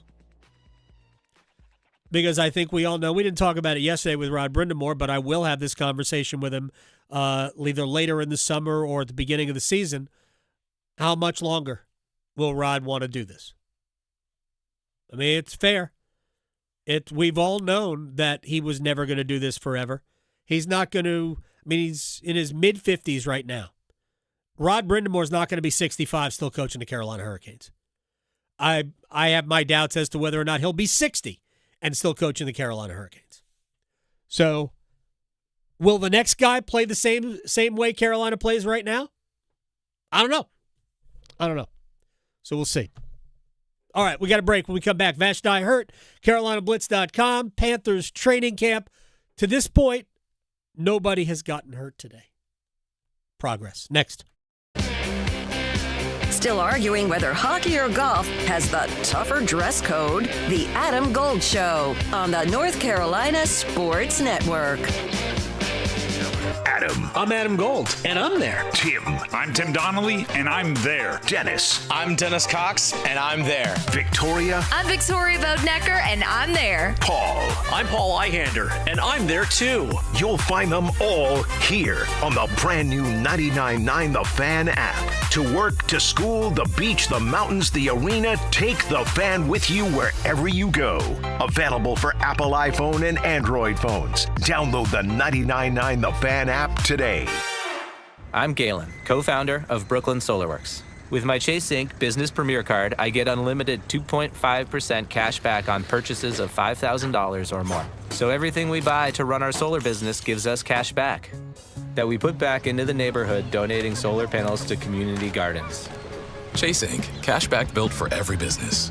Find the right card at chase.com/inc. Real business owner compensated for their participation. Cards issued by JPMorgan Chase Bank and a member FDIC. Subject to credit approval. Terms apply. I'm glad you agreed to this date, Mr. First Tuesday. Oh, me too, but I have to admit something. I've never been on a first date. But you are a date, and first is in your name. Yeah, I guess I've just been married to my work, you know? Spreading the news about new scratch-offs coming out every first Tuesday. New scratch-offs release every first Tuesday? Wait, you don't know about new scratch-off tickets that come out the Okay. Well, okay. You got me. Must be 18 to play. Problem Gambling Helpline, 877-718-5543. It's bow time. Ordering Bojangles Bow Bites is the easiest choice you'll make today. The bite-sized hand-breaded chicken is fried to crispy perfection, making it perfect for sharing, snacking, or when you're on the go. Just don't call it a nugget. The only hard part is choosing from our 6 dipping sauces. We've got a sauce for every kind of craving, from our creamy house-made ranch to our sweet and spicy peach honey pepper sauce. It all depends on what kind of mood you're in. Head to your nearest Bojangles today and discover the dippable, shareable, and craveable Bow Bites. It's bow time. There's no time like bow time. Time to head on over to Bojangles to try Bojangles' new Bow Bites. Bite-sized, hand-breaded chicken fried to crispy perfection. On the go, they're perfect for snacking or sharing. Dipped in your favorite sauce like creamy house-made ranch or peach honey pepper, they're the perfect way to satisfy your craving for flavor and value. Try Bojangles' new Bow Bites. It's an easy choice to make when it's bow time. Yeah, can you pass me a Baja? A what? Mountain Dew Baja Blast. Try it. It's tropical at first, then the lime flavor hits. Oh, okay. That's crisp. Tastes like vacation. Right? Mm-hmm. And it's mine now. Have a Baja Blast. Right now at Circle K, buy a 20-ounce Mountain Dew and get another for just $1. Do the Dew at Circle K today. Hey, Law Tigers was born from a passion for the open road. Over 25 years ago, we saw something that every rider knows, a community that has each other's backs. Law Tigers is built by riders, for riders, protecting what matters most, your freedom, your family, and the ride. Injured in a motorcycle accident? Call 1-800-LAW-TIGERS or visit lawtigers.com. Because every ride you take, your freedom could be on the line. The Law Tigers, North Carolina's motorcycle attorneys. Today, we tip our wrench to Rock Auto customer Noah. My first car was a 2001 Dodge Neon with a blue wing, and it happened to match my high school sweetheart, who's now my wife, her black 2005. So my uncle has been in the industry for well over 25 years. He recommended Rock Auto immediately to buy my first set of brakes. I would recommend Rock Auto just because it's simple, it's easy to find the parts you're looking for, it's all at a good price. All the parts your car will ever need, Rock Auto. This is Adam Gold. Well, if I'm watching the Panthers game and it's going real bad, many times it does. I punish them by not watching I'm them. a disappointed mother. Yeah. Like, what are you what are you doing? So, yeah, I realize it's not going to change the game, but it makes me feel better, and, you know. There were other factors at play there, but for the most part, I punish them. I will not watch Right. you. The Adam Gold Show.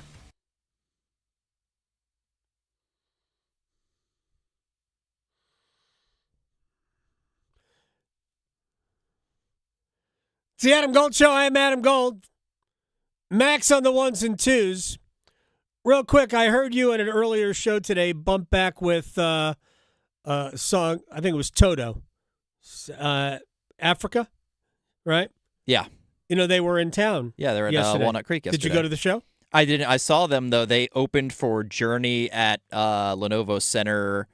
When was that? It was like last year or 2 years ago. Very nice. In like February. I think it was during... You probably went for Toto more than Journey.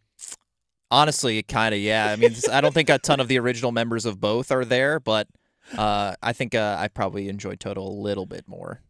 Toto and Christopher Cross on the same bill. I love Christopher Cross. I thought that was right up your alley. That would have been the opposite there. I would have been there more for Christopher Cross than Toto. Vashti, I heard Carolina Blitz. At Keep Blitzing on Twitter. There's other Twitter handles too, but we'll just use Keep Blitzing.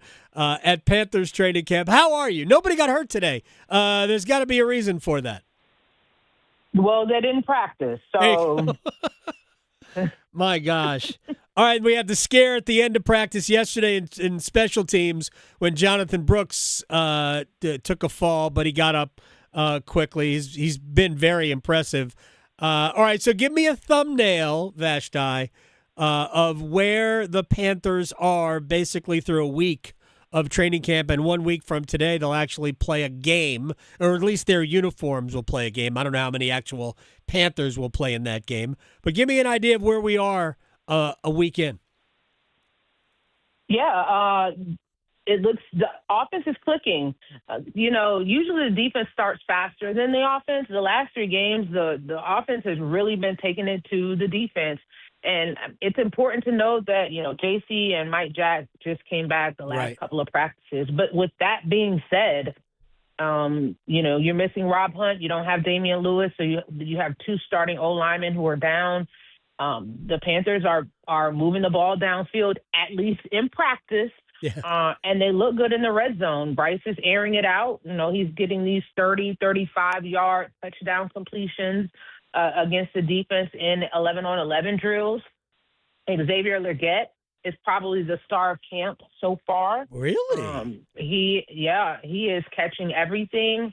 All of the things that fans were knocking him for last year and the year before, he's not catching with his hands. He doesn't have any field awareness. Yeah. He's not aggressive. All of those things are what he obviously has been working on, because I haven't seen an issue with any of those this training camp. And then Bryce seems to have a good rapport with his receivers. He's 4 years into the system. Mm-hmm. He's comfortable. This is his team. And we see him grow. We've seen him go from, being a rookie with everything on his shoulders to being benched and being embarrassed. And now under Canales, he has the trust of his team and the trust of his coaches. And so it's been wild to see the evolution and the ebbs and flows of his career. And it's still very young career. But Bryce is clicking. And so, it's been an interesting training camp. Vashti is joining us, CarolinaBlitz.com, down at training camp. All right, so that brings up a whole bunch of things. Let me just dig in a little bit more with Bryce. Because if you think about year one, probably, I don't know this for a fact, but probably the head coach wanted somebody else to be the quarterback, not Bryce Young. And there are 17 different offensive minds in that room, and they were talking about it being kind of a column A versus column B versus column C, kind of an offensive mindset. Didn't go well. And then he gets a new coach, and I think he had to win over, and that took a long time to win over Dave Canales. And I'm not sure he even did that until maybe the middle of year 3. So we're almost going back, the middle of year 3 was almost like year 1. And I heard Tommy Tremble say on a video recently where he has been incredibly impressed by Bryce's ability to progress. Does he really have the respect in that regard of all of his teammates? Because what Tremble said, I thought, to me, resonated pretty well. Yeah. Bryce, if he lost the respect, I don't think he ever didn't have the respect. I think it was maybe the confidence of the locker room to be able to get the job done. He has the confidence. He has the trust. He has the respect. In that locker room, even on the field, we would never see him initiate a whole group trash talk. And that's what he did yesterday after throwing a beautiful touchdown pass to Bryson Tremaine. He went over first, and then the whole offense followed, and he's talking trash to, the first team defense, calling them too little. Isn't that ironic? But yeah, he has the trust. He has the respect of the team in the locker room and his coaches. And I think Brad Isaac is going to loosen the reins on him a little bit. I think Brad Isaac is going to be a bit more aggressive with his play calling when it comes to Bryce and allowing him the freedom to be the innovative player that he is, kind of when he is out of the pocket and he's trying to make the playmaker that he is. Vashti is joining us here on the Adam Gold Show. Real quick, just in, our friend, your colleague Joe Person from The Athletic just reported that Chris Brazzell got a second opinion and will have season-ending surgery on his knee. So Oh my God! Yeah, exactly. But it highlights something that you said that I wanted to dig back into. But just to bring the total up, we don't know what the status of Taylor Moton is, how long he's going to be out. His is a medical condition, not an injury. We know that Nick Scorton's out for the year, torn ACL. Now we know Chris Brazel is also going to be out for the year. They had high hopes for him, and he was the one who was supposed to push Xavier Legette. So let's dig back into Legette, because some of the things that Legette struggled with the last couple of years are not necessarily things. You talked about field awareness. Those are the hardest things to really work on in the summer, because those are not game-related, right? Or that is game-related, as opposed to simply catching with your hands, running precision routes, which he also has not really demonstrated that he could do. And it really makes it even more important that Legette continues this, the progress that he has shown throughout training camp. My guess is he may feature in the first game in the Hall of Fame game. What about John Mechie, too? John Mechie has looked good, and you can tell that he and Bryce have this connection. They're friends. Yeah. I'm sure that Bryce advocated for him to come. His go-to guy when he was at Bama. Mechie is smooth with his route. Bryce and him seem to be on this anticipatory page where he knows where he's going to go and kind of leading him with the catch, and he's catching him right in stride. So, the Panthers heading into training camp, they were going to have to make some tough cuts in that room, whether it was, Mechie, whether it was Jimmy Horn Jr., whether it was Bryson Tremaine. These are all guys that were on the bubble. And so now you have Brazel out. You have Dan Chisena, who was a special teams guy and more of a practice squad guy. He's out.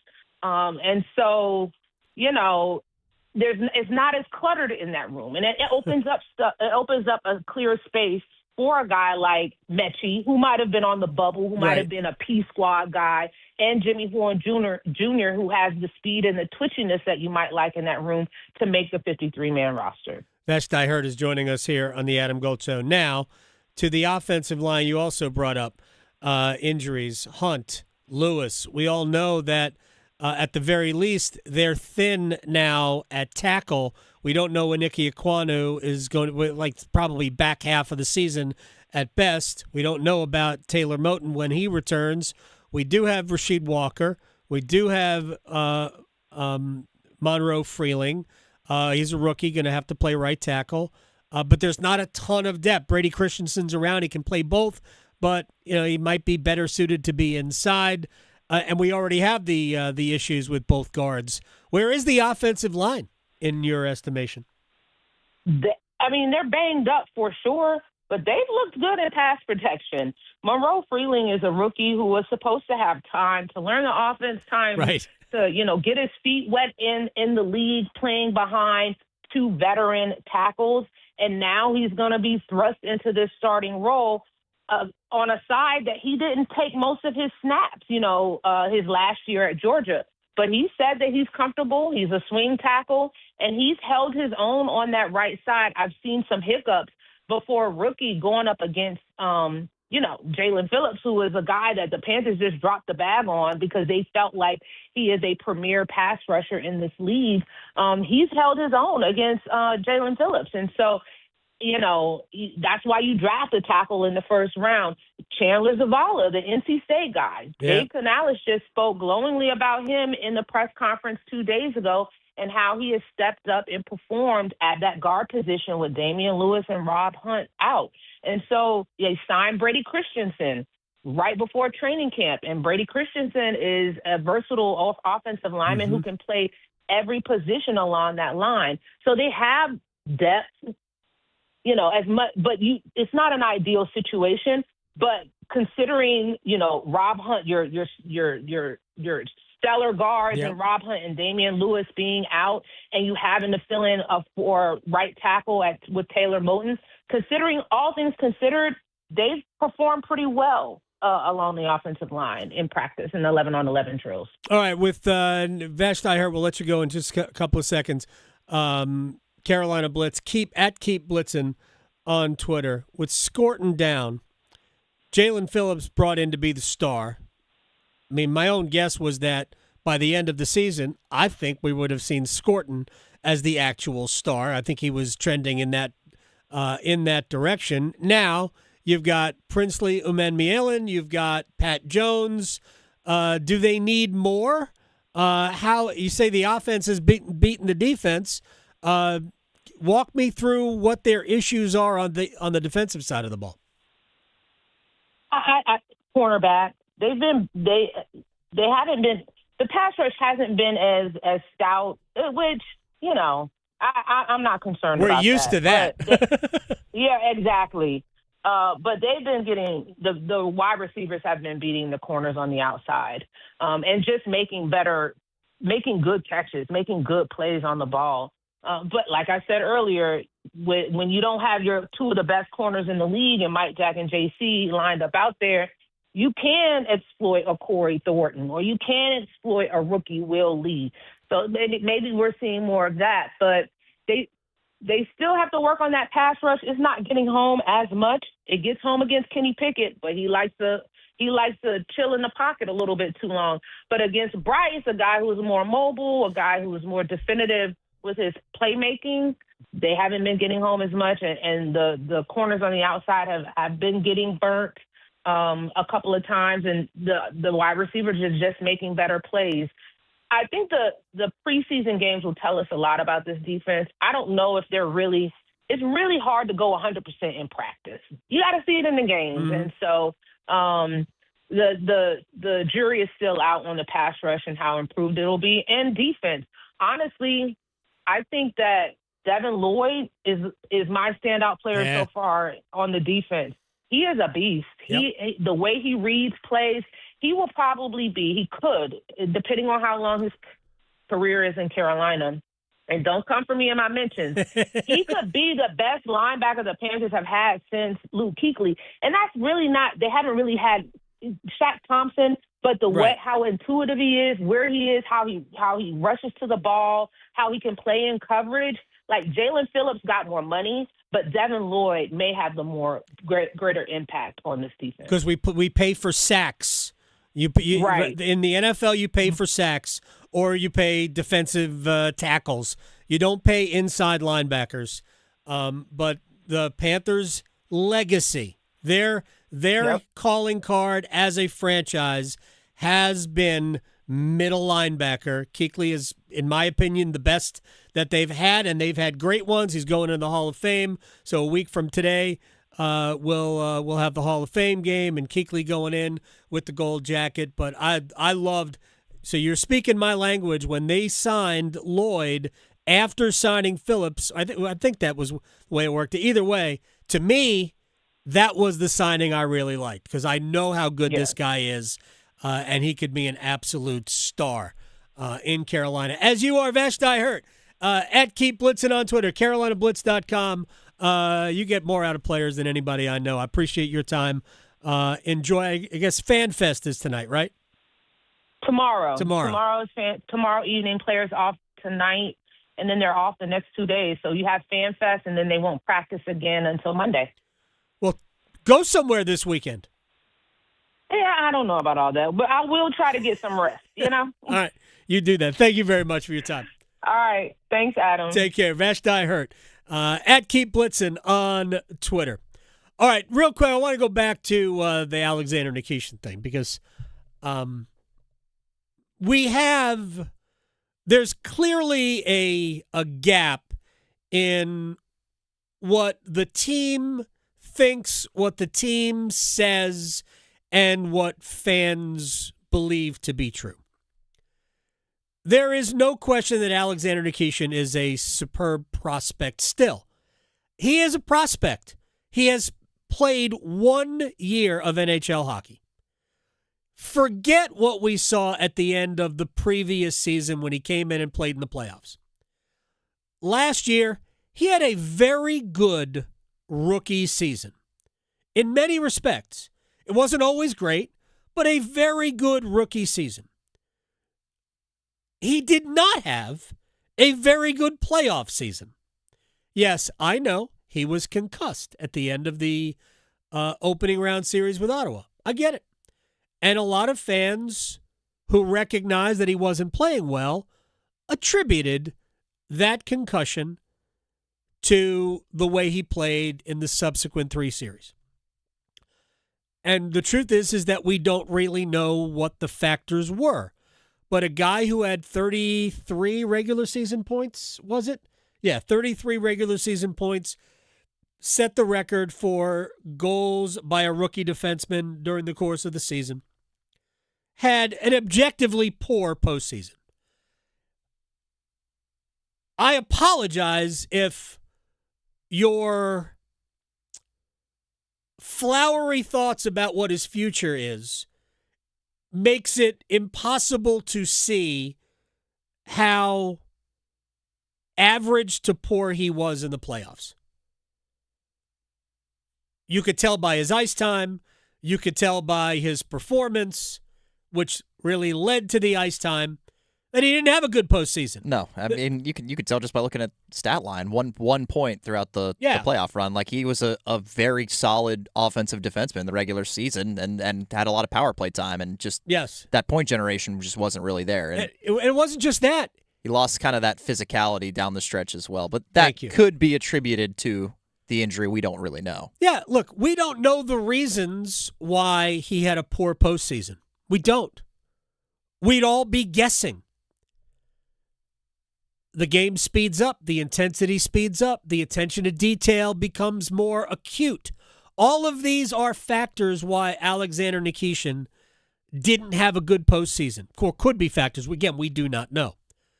But if we are being honest, it was not a good postseason. I said this at the beginning, maybe after game 1, actually, of the Stanley Cup Final. I said, if it's me, Mike Riley's drawn in. We can probably go back and find the show where, we were out at Lenovo Center in front of game 2. And I said, for me, Mike Riley's starting tonight. Alexander Nikishin's getting a night off. And people had kittens when I said that. It's hard to win when you have an obvious weak link. And he was an obvious weak link there. Now, they mitigated that by limiting his ice time. If you go and you look, he averaged under 15 minutes a night on the blue line in the postseason. Under 15. When you get to the playoffs, or doesn't really matter for Carolina, they have never been a team that really limits that because they don't extend their own players, their best players to, on the blue line, it's usually 22, 23 minutes is the top. Occasionally, if you go overtime, you'll push a little higher than that. But for the most part, Carolina's blue line has been pretty balanced in terms of time on ice. In the playoffs, nope. It got spread way out because there were certain guys. And look, I put Shane Gostisbehere into this category as well. Gostisbehere, who was paired with Nikishin, lost some ice time, some because of Nikishin, and some because, you know what? Sometimes the game looked like it was a little bit beyond him defensively in the postseason. Although I think Shane was pretty good. I do not think Nikishin was.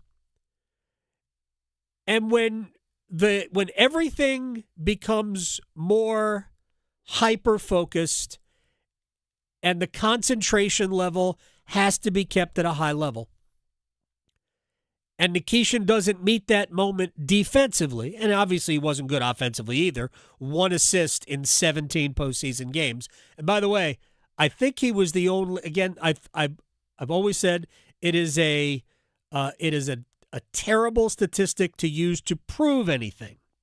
He was the only minus player in the playoffs.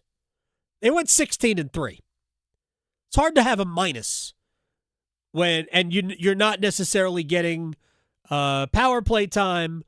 You're not. This is basically all 5-on-5 minutes because it doesn't cost you if you give a power play goal. He did get some penalty kill time, but he was the only minus player. With that said, this is only about what the Hurricanes view him as and what Nikishin views himself as, because that's what we're dealing with here in terms of contract negotiations.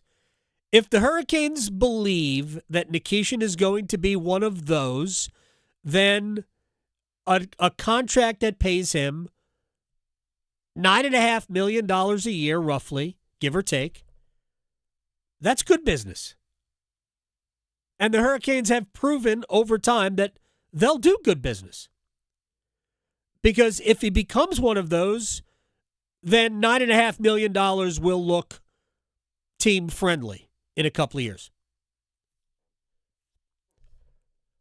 But what I'm telling you is that the Hurricanes aren't sure that that's what he's going to become.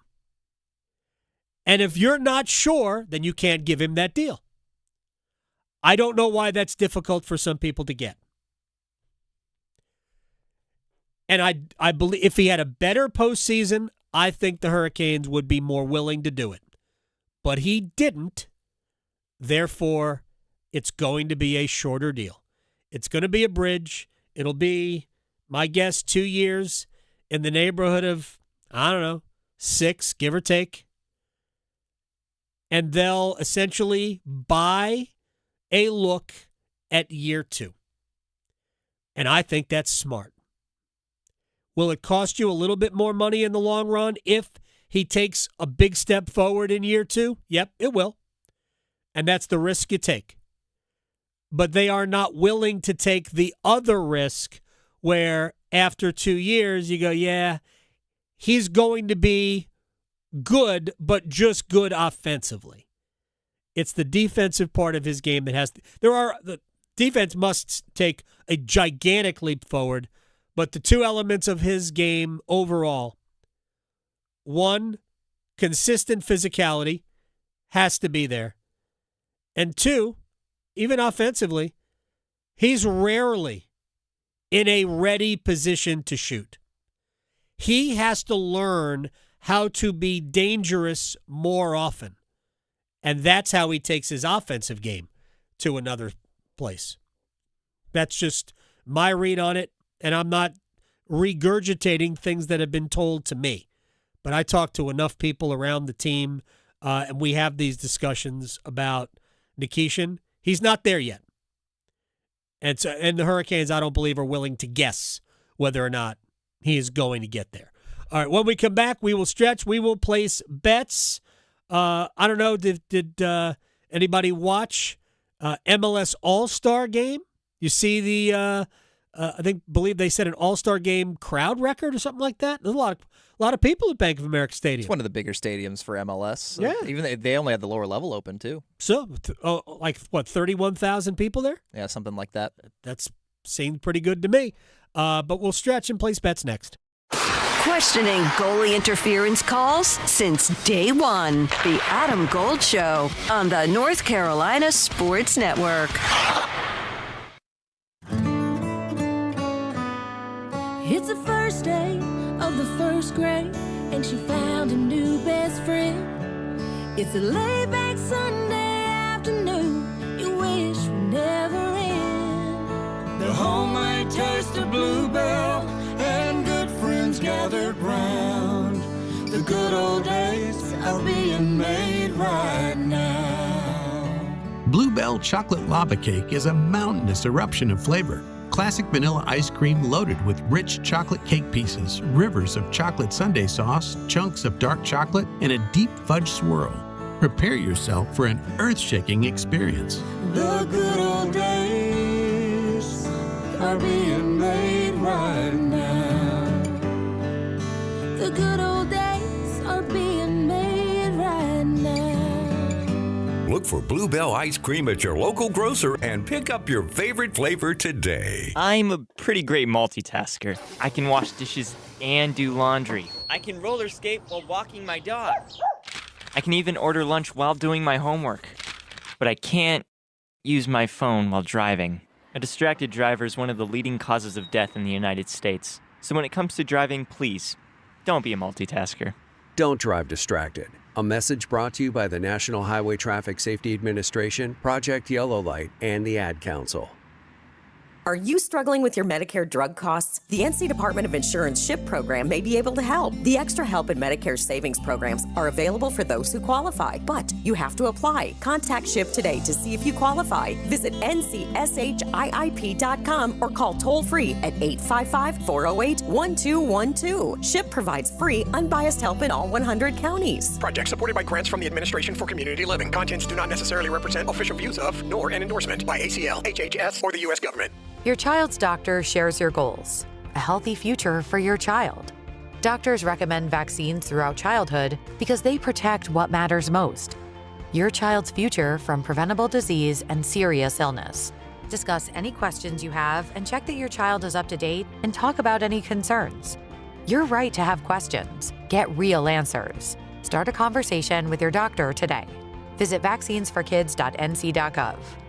Paid for by NCDHHS. And we're live here outside the Perez family home, just waiting for the... And there they go, almost on time this morning. Mom is coming out the front door strong with a double-arm kid carry. Looks like Dad has the bags. Daughter is bringing up the rear. Oh, but the diaper bag wasn't closed. Diapers and toys are everywhere. Ooh, but Mom has just nailed the perfect car seat buckle for the toddler. And now the eldest daughter, who looks to be about 9 or 10, has secured herself in the booster seat. Dad zips the bag closed, and they're off. But looks like Mom doesn't realize her coffee cup is still on the roof of the car. And there it goes. Oh, that's a shame. That mug was a fam favorite. Don't sweat the small stuff. Just nail the big stuff, like making sure your kids are buckled correctly in the right seat for their age and size. Learn more at nhtsa.gov/the right seat. Visit nhtsa.gov/the right seat. Brought to you by NHTSA and the Ad Council. Did you know Atlantic hurricane season runs through November? From gathering necessary supplies to planning an evacuation route, now is the time to make sure you and your family are prepared. And if a storm damages our electric system, local public power providers are ready to respond and restore power quickly and safely. As a public power customer, you benefit from having an electricity provider that restores power faster than other providers do. Visit electricities.com for storm preparation tips and resources. This is Adam Gold. Steve Bettman take all that time to walk out, then to see the pick, bro hug no less than 20 guys on his way up there. And then this draft house, they just move this wall like the Price is Right. I don't know. It's a showcase showdown back there. I know. That would be great. So we should spin a wheel, yeah, right? Exactly. The Adam Gold Show.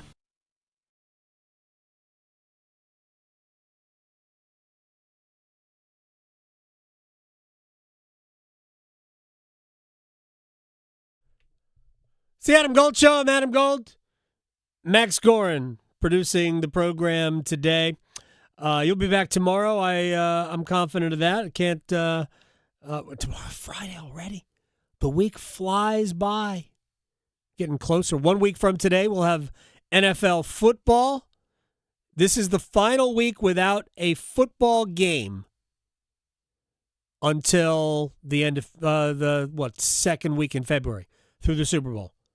We will have at least one football game every week, a lot more than one, between next week, starting next Thursday, and the Super Bowl.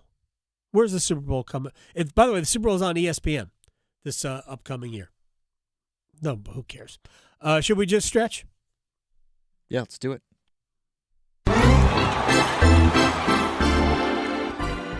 Well, I figured since we're talking about football, I don't know if all the ratings are out, but the top Madden ratings are out for Madden NFL 27. And the highest rating defensive tackle in the game is Derek Brown. Is he Carolina really? Panthers defensive tackle Derek Brown is the top-rated defensive tackle in the game. I believe it was 97 overall. Had it in front of me, but it's not here anymore. And the highest-rated safety in the game is Wake Forest alum, Jesse Bates III, 94 overall. Look at that. So a couple of local ties in terms of the top-rated defensive players at a couple positions. Although I will say, no Panthers in the top 10 cornerbacks, so no love for J.C. Horn or Mike Jackson in that regard. But Derek Brown getting some respect league-wide. Number 1 rated defensive tackle in the game. I dig that. I'm glad, man. He's a dynamite player and a super smart guy. I've always said this.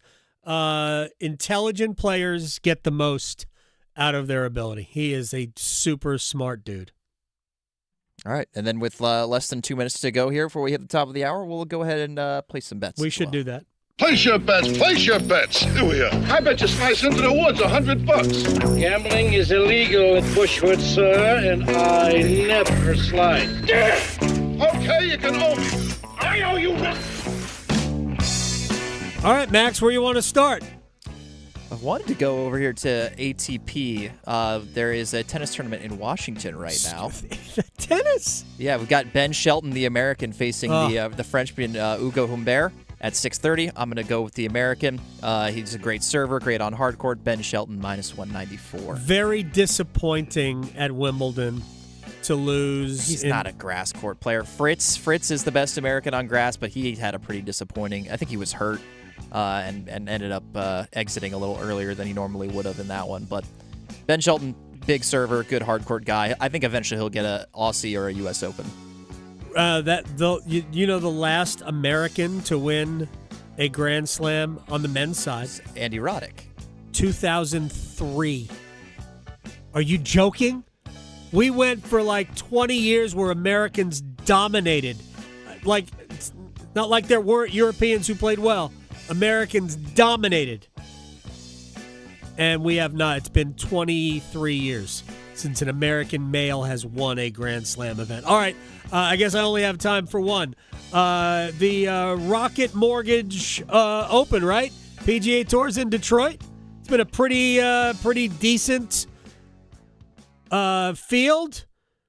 Chris Gotterup going to win for the 4th time this year, plus 3,300 right now. Give him. There you go. His Zamboni is bigger than yours. The Adam Gold Show on the North Carolina Sports Network.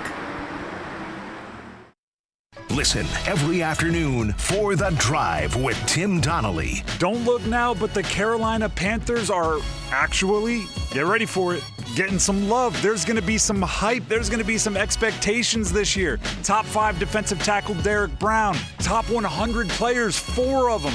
It is time for everybody to gather around and get ready that there might be some high stakes for the Panthers this season. The Drive with Tim Donnelly, 3 to 6 on 99.9 The Fan.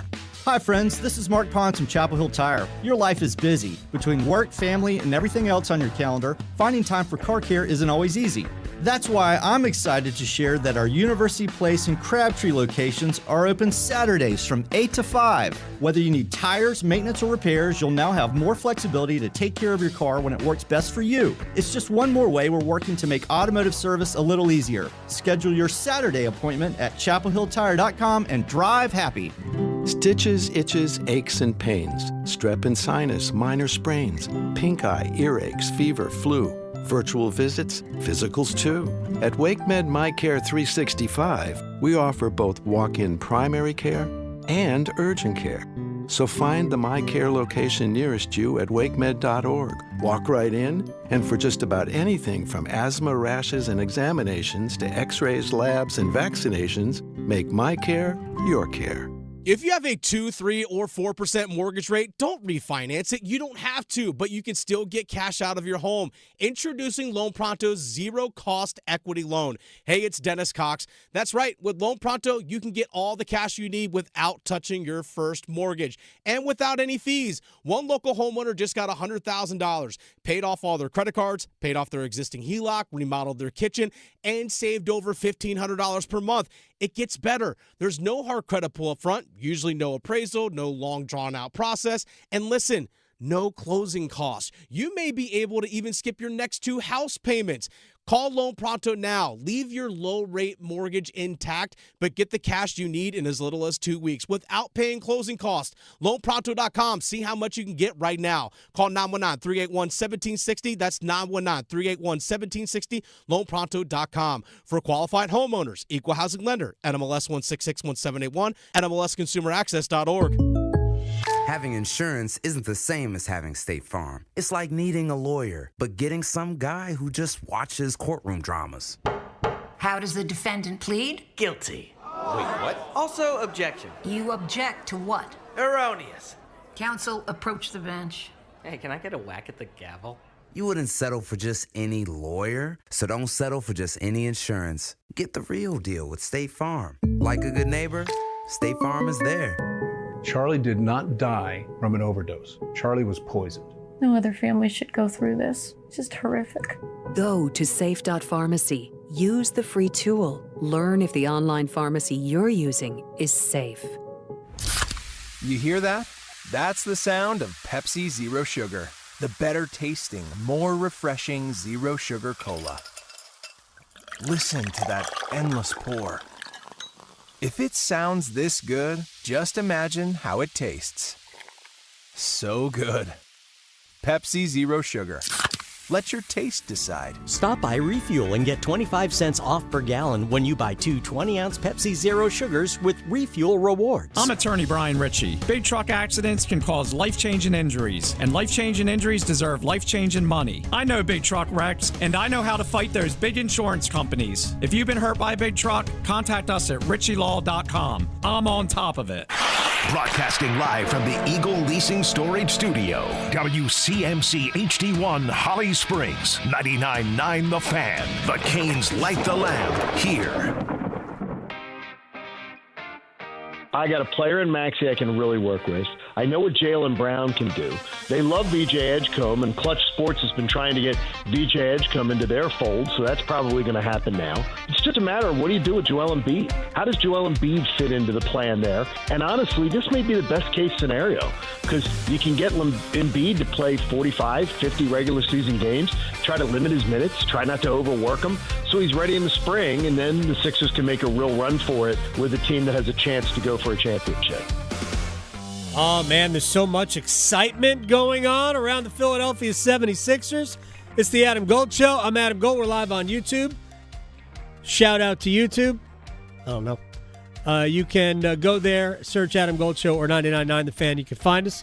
Max Gorham producing the program. Have you seen, Max, that LeBron James and ESPN are hammering out a Last Dance style documentary?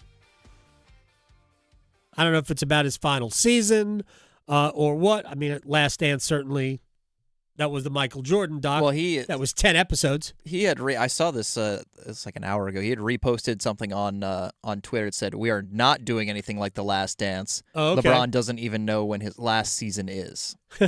And that was from, did he say that in the third person? It was from Maverick Carter. Oh, okay. Yeah, okay. That makes sense. But he reposted that earlier today. So I guess it's not supposed to be that, or at least if it is, they're trying to not have that be known. That's fine. I mean, if they want to, I have no problem if they do that. I'm not. That's fine. Go ahead. Maximize the last year. I think it should be documented. It probably will be. I would think they want to leave the door open for him playing next year as well, is what it seems like to me. He's going to play as long as he's still effective. He can still score 27-6 or something like that. I mean, isn't it? I mean, one of the top 20 players in the league still, right? I mean, do we? Is that in dispute as to whether or not LeBron James is a top 20 NBA player? I think he's a top 20 guy. I think he'd be right on that. Right in that range at this point in his career. So you see how Philadelphia's going to use him, right? Point guard. It's his natural. That's his natural position. He's always been more Magic than Michael, in terms of he is a distributor of the ball. He has been asked to do a lot more things, understood, but ultimately his brain is wired to be a passer more than a shooter, but obviously if you're a scorer like he has been, you need to score. But yeah, he's going to ultimately be the point guard of Philadelphia. All right, lots to do. Joel Bryant, highschoolot.com, will join us in studio in less than 15 minutes. High school is about to start. There's a jamboree, actually two, basically jamborees coming up next weekend. The preseason poll is out at high school OT. We'll talk to Joel Bryant about that. But right now, it's Wall of Sound time. The Wall of Sound is a function of this studio. There's no doubt about it. All football here in the Wall of Sound. Dave Canales, Panthers head coach, on his quarterback, Bryce Young. Bryce is continuing to just take the next steps. What I see from Bryce right now is just ownership and mastery of the concepts, and now I just see the timing, the rhythm, and just the me to you factor with his guys. And watching him throw anticipatory balls to T-Mac, to Jalen, to David Moore, showed up again with another touchdown. It's like one a day. It's vitamin D, so Demo shows up and makes a play. So I just see his level of comfort really showing up with the guys, and I'm excited as we just continue to build on that. I have a quick question, Max. Does Rod Brindamore love Jordan Stahl as much as Dave Canales loves David Moore? It'd be a tough competition. It would be tight. I was talking to Vashti Hurt before about the wide receiver position, and I'm thinking, man, Mechie, I like him. Leggett, Coker, Tedero, and McMillan, like there's Jimmy Horn Jr., all of that. David Moore. They got Bryson Tremaine because he's a great special teamer, has a leg up to make the team. David Moore's going to make the team somehow because it's like Dave Canales can't quit him. More from Dave Canales, and this goes back to last year. A lot of people were like, man, if they make the playoff, they get a worse draft pick, blah, blah, blah. The playoffs were super important to this group. It's fantastic, and having a taste of what it feels like to be in the wild card round, to win the division, hosting a playoff game, and the support that we got from our fan base. You know, as people ask me, like, what was that game like? The ones who weren't able to be there, it was just like, it was special from pregame as our groups came out, DBs, wide receivers, the big boys come out together. There was just a welcoming from the crowd that was already there. The energy was right, and the guys could feel that. They come bouncing out of the tunnel a little different when they have that kind of support, and so that's the last thing in our guys' minds. And as I asked them, let's move on. This is 2026. This is a new season. Nothing is guaranteed. The work is today. I know that in the back of their minds, I know they can feel that, and they're excited to get back into our stadium, play ball like we know how, and I'm excited about and looking forward to a really good turnout so that the energy's right in there. You can't even put a dollar amount. The playoff experience, especially for your quarterback, is immeasurable. They played well too. A lot of them played well. Yep. Kind of rose to the occasion, showed that maybe they can really turn it on in the big moments. That's the pattern for Bryce Young going back to his second year, even when they weren't good. Like all of Bryce Young's best moments in year 2 were late games. All of them. Every single time Bryce Young was put in a position late in a game for a drive to give them the lead, tie the game, win the game, he delivered every time. It took a while, and really we even didn't get there this past year, where we're seeing that kind of performance early in games. To me, that's the difference. What are you going to be like in the first half? Don't leave it late all the time, but when the most pressure is there, he has always been at his best. It's, to me, the number one reason why I think he has a chance. We're not there yet, but why he has a chance to be legitimately good as a quarterback in this league. All right, it is I guess it was day 1 for UNC. Bill Belichick, here's how we started. Ready for some football season. Always good to get started. I think, we had a few players join us in June, but most of our team was here all spring, so we just had a handful of guys. So it's good to have all those guys back. It's a lot different than the situation we were in last year. So we've been able to move ahead. We've had a good month of training in June and July, month and a half. But training's training and football's football. So football conditioning is a little bit different from just, training conditioning. So excited to get started. We got some acclimation days ahead of us here in the beginning.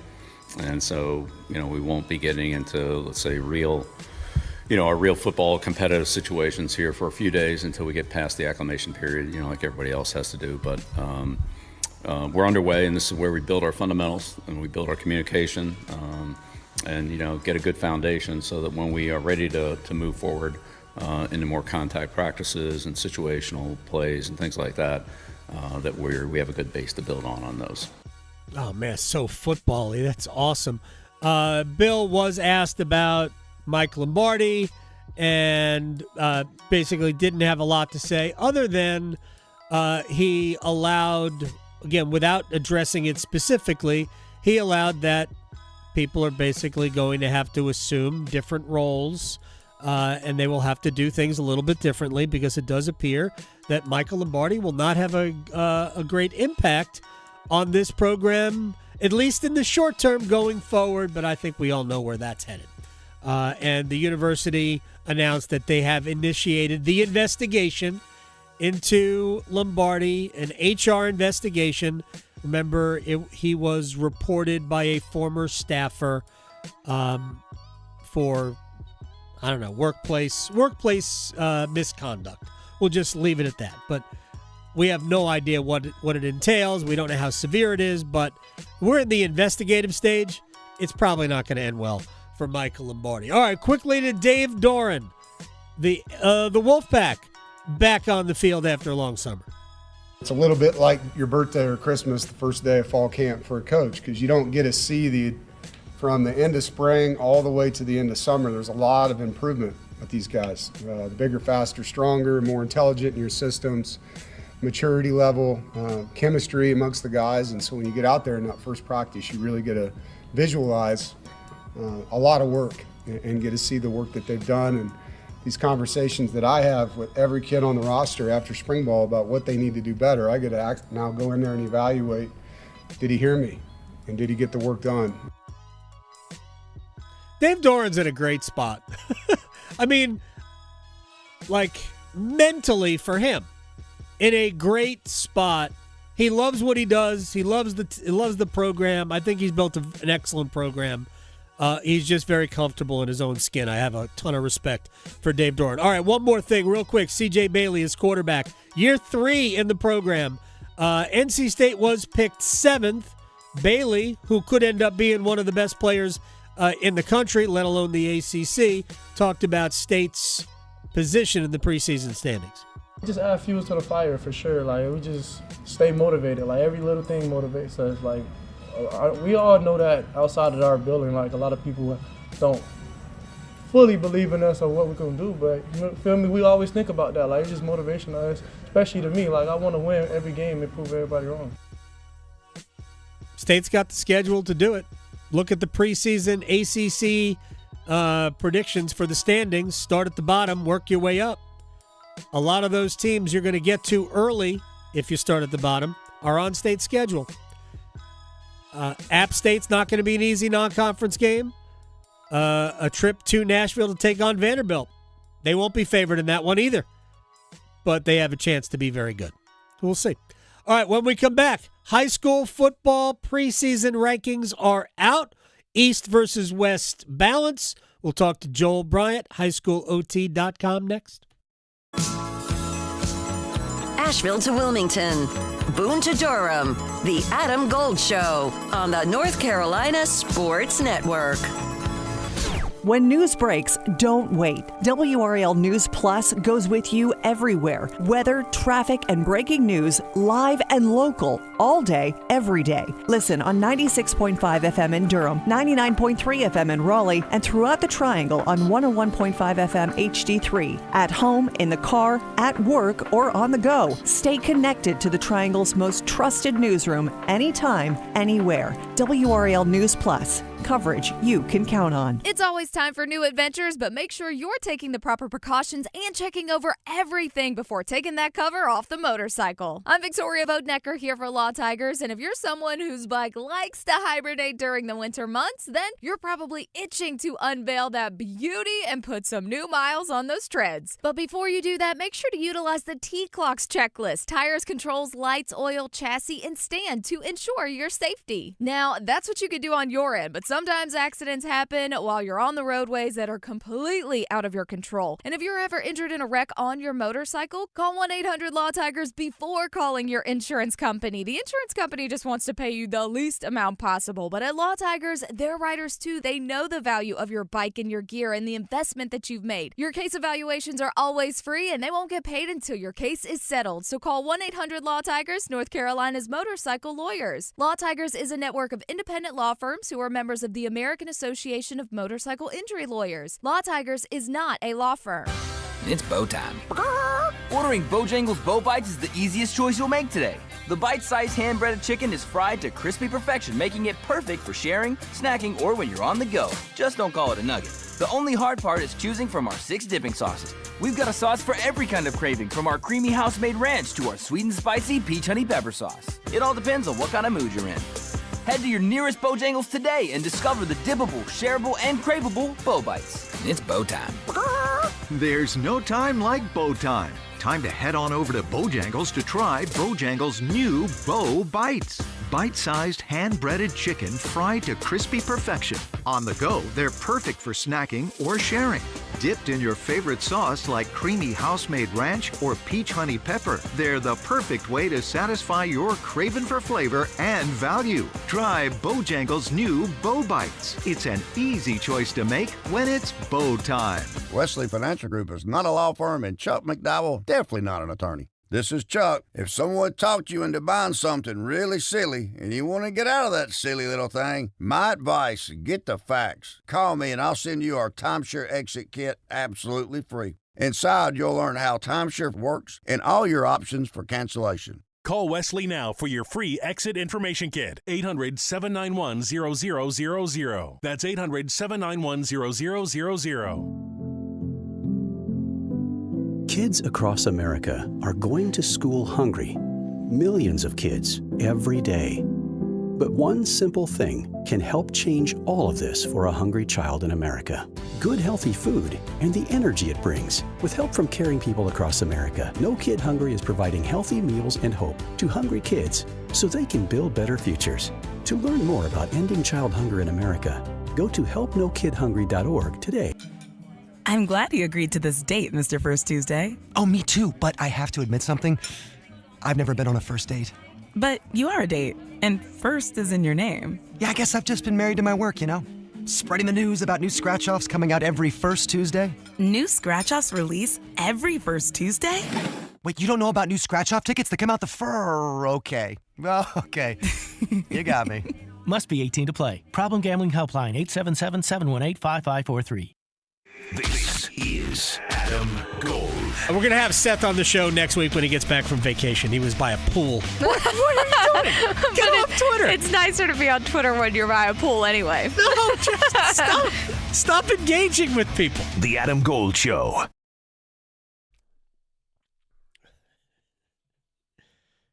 It's the Adam Gold Show. I'm Adam Gold.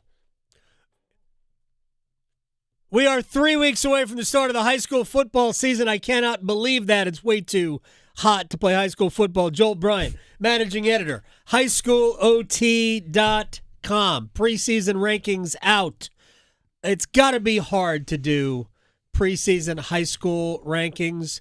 I mean, I honestly don't know. I mean, I look at the records. You got like Mallard Creek 7-4 last year. You've got them. I have no idea how you do it. You just look at rosters. How do you go about the business of compiling a preseason top 25? There are 6 billion teams in the state. Yeah, I mean, we consider 500 teams technically. There's 500 high school football teams in North Carolina. Right. Obviously, it's program pedigree first, as you're going to think about that. What happened last year, of course. Notre Dame always in the top 10. Yep. returning stat leaders for sure. And now the big thing is transfers. We take that into account. All the transfers that are happening. So these top 2 teams, both of them picked up a 5-star transfer this offseason. Did they? All right. Look, is it in any way similar to what we see in college? In what way? In terms of the transfers? Yeah, it's happening a lot. People joke we have a high school football transfer portal. Obviously, we don't have an actual transfer portal, right. But people make the joke. Yeah, it's happening a lot. It's every single year it's increasing more and more, and it's not just the top level players. It's also just like average starters that are doing it. So we talk about this every year, but it's getting bigger and bigger. All right, let's go to the top, and I'm going to ask you at some point about. We have 3 main regions of football of high schools in the state of North Carolina. We got Charlotte, we've got the Triad, we have the Triangle. Yep. I'm assuming I'm going to pronounce this correct. Huff. Correct. Number 1 in your in the high school OT poll, and number 2 is Providence Day. They're both Charlotte-based teams, right? Yeah. Why is Huff number 1 in your mind? Well, Huff's the defending 8A state champion. That's our top championship. They shut out Millbrook in the state championship last year with a great defense, and that defense has only gotten better. They replaced the 4-star cornerback who's now at Texas, named Samari Matthews, with Josh Dobson, the 5-star corner. He moved up from South Carolina.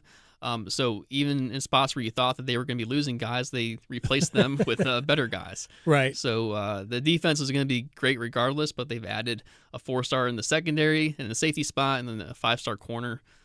It's going to be pretty much impossible to score on them. And Providence Day is number 2, also Charlotte-based, correct?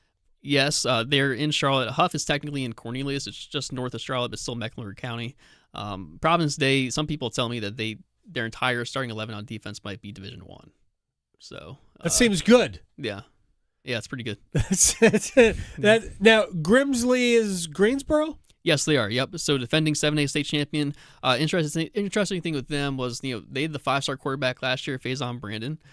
He was hurt for most of the year last year. The freshman came in, Brody Lowe. He played 9 games and won all of them, and he was pretty good.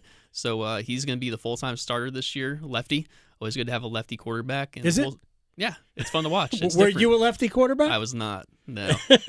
No. Definitely right-handed. But no, it's interesting to watch, and he's really talented. He's so accurate.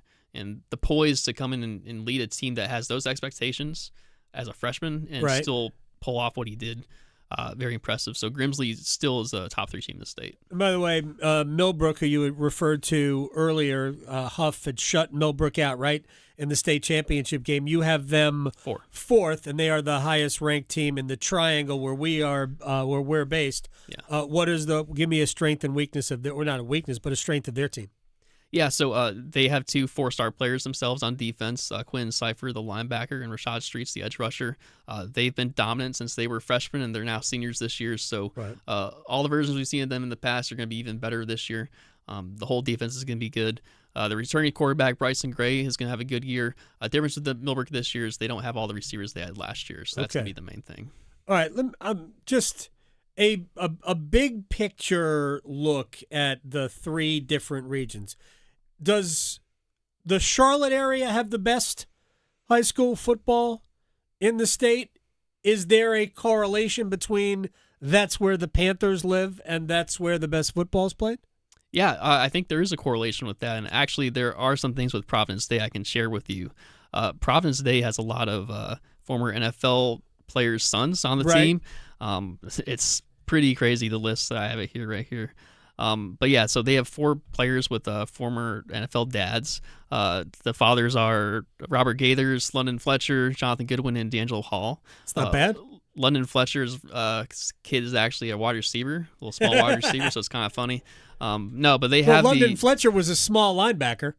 Yeah, I guess so. But still, linebacker to receivers is kind of funny to me. They have a couple of players that their dads work in the Panthers organization, so it's a lot of stuff like that where there's a lot of connections there. Obviously, the Panthers left tackle, like Iquanu, came from Providence Day, so there's a ton of connections there. Myers Park's another school. It's a public school that has NFL connections, so it does help having the NFL team in Charlotte. I was making a list, trying to make a list of the regions. In the Triangle, Millbrook 4, Gibbons 7, Southeast Raleigh 9, Garner 18, Rollsville 19, Wake Forest 22. I'm old enough to remember when Wake Forest and Roseville were one school. That was just 13 years ago. Oh, yeah, fair, fine. And is it Durham Southern or Southern Durham? Okay, it's Southern Durham. They've since changed the name to Southern School of Energy and Sustainability. It's Southern Durham. We're calling it Southern Durham. Okay. Yeah. But they're also, so that's 7 from the Triangle. No, it'll be a better year in the Triangle this year than last year, especially that 7A classification where all the teams you mentioned, Southern Durham and Wake Forest and Garner them. That's a pretty good classification, 7A. Joel Bryant, highschoolot.com, is joining us here on the Adam Gold Show. Preseason poll is out at High School OT. The best players, like recruitable players, where are the best players overall in the state? Mostly that Charlotte area. Right. They're mostly there. How many 5-star recruits are in that area? So it's that kid at Huff, the Josh Dobson kid. We didn't have a 5-star until he moved here. Okay, from South Carolina. Yeah, he came up, and he was close, right across the border. He was at a school called Catawba Ridge, I think. Okay. So it wasn't that far. Still, with Charlotte traffic, that's a pretty big way to go to Huff. And he's going to South Carolina for college. He committed to the Gamecocks. So wait, he's still living in South Carolina? No, I'm not saying that. No, whatever. I don't care. Did whatever he had to do. He moved to Cornelius or whatever to get into Huff. Is Huff a public school or a private school? It is a public school. Okay. Yeah. And you gotta live in the state. So he's here for a year, and he's going back to South Carolina for college, the Gamecocks. So. All right. How many of these seniors are committed to schools? So they're mostly all committed. In terms of our local schools, basically none of them are coming. Really? Yeah. Yeah, it's how do you process that? Is that, I mean, look, I've spoken to coaches because every year is different. This doesn't have to be a blanket thing, but I've spoken to coaches that didn't think they were good enough players. Or did they just lose out to schools in the Southeastern Conference or the Big Ten? Yeah, I think it's harder than ever with the NIL being the way it is. Just the reality of it, these SEC schools and some of these other schools they have some big pockets there. Rutgers is a school that's coming in and taking some guys. Who? Rutgers in Piscataway. I know where Rutgers is. New Jersey. Beautiful place. No, not. I've been there several times. Grew up not that far from it. Wow, Rutgers is getting good players? They got a 4-star this year, but they've been getting a lot of 3-stars lately. One is Indiana. Indiana, since they've come onto the scene, they have a couple of our top 10 guys. Notre Dame does well here. Georgia does well here. Yes. Oregon back-to-back. That kid I mentioned at Millbrook Streets, he's going to Oregon, following Kendria Harrison, the tight end last year. So there's some schools that have really identified North Carolina as a good place to come. Well, North Carolina produces, I think it's the 5th most players for either college or in terms of down the road into the NFL. Yeah, it's a good class too. We have 13 players that are 4-stars this year. There's a lot of players that are high 3-stars as well. So it's a good class, probably better class than the next class coming up. So that's another reason why they're targeting this area. So North Carolina with Bill Belichick has not been able to convince players to stay if home? You look at the Rivals rankings right now, the top player going in state is number 17. His name is King Kalama at Reagan High School, and he's going to Duke. So the top 16 aren't staying in the state. 17th ranked player is going to Duke.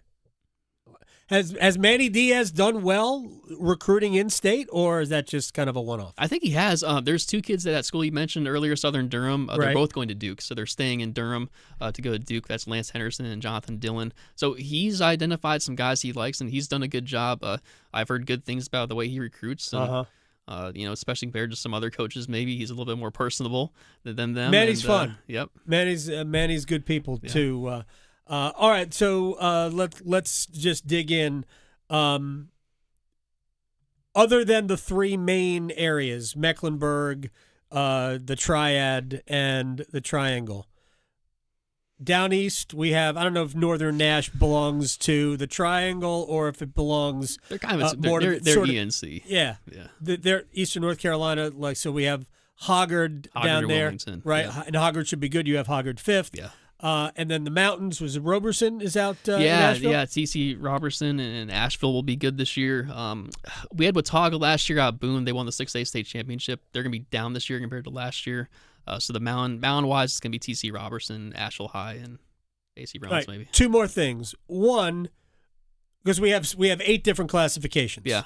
So are these all 8s, 7s, maybe some 6s in your top 25? Yeah, I think we have a couple of 5As. We have J.M. Robinson out of Concord and Crest out of Cleveland County. Right. Those are the only 2 5As, but for the most part, it's all 6 and up. Okay. Now, I know next week there's some sort of crazy football jamboree. So tell me what's coming up. Yeah, that's next week already. Yeah, that's crazy to think about. So, at our high school jamboree, we're going to our biggest venue yet at Wake Med Soccer Park. We're playing in the First Horizon Stadium where the NC Courage play. It's a 10,000-seat stadium. People We're gonna know wreck the field? The field looks great. Does now? Yeah, they're looking forward to seeing how it looks after the 5 scrimmages. But people know that our jamboree's been pretty well attended, so we had to find a bigger location for it. And we have many of these top 25 teams coming to that. It's going to be 5 games. We're letting their JVs play first, so it's going to be technically 10 scrimmages. It's going to be a big deal. Yeah.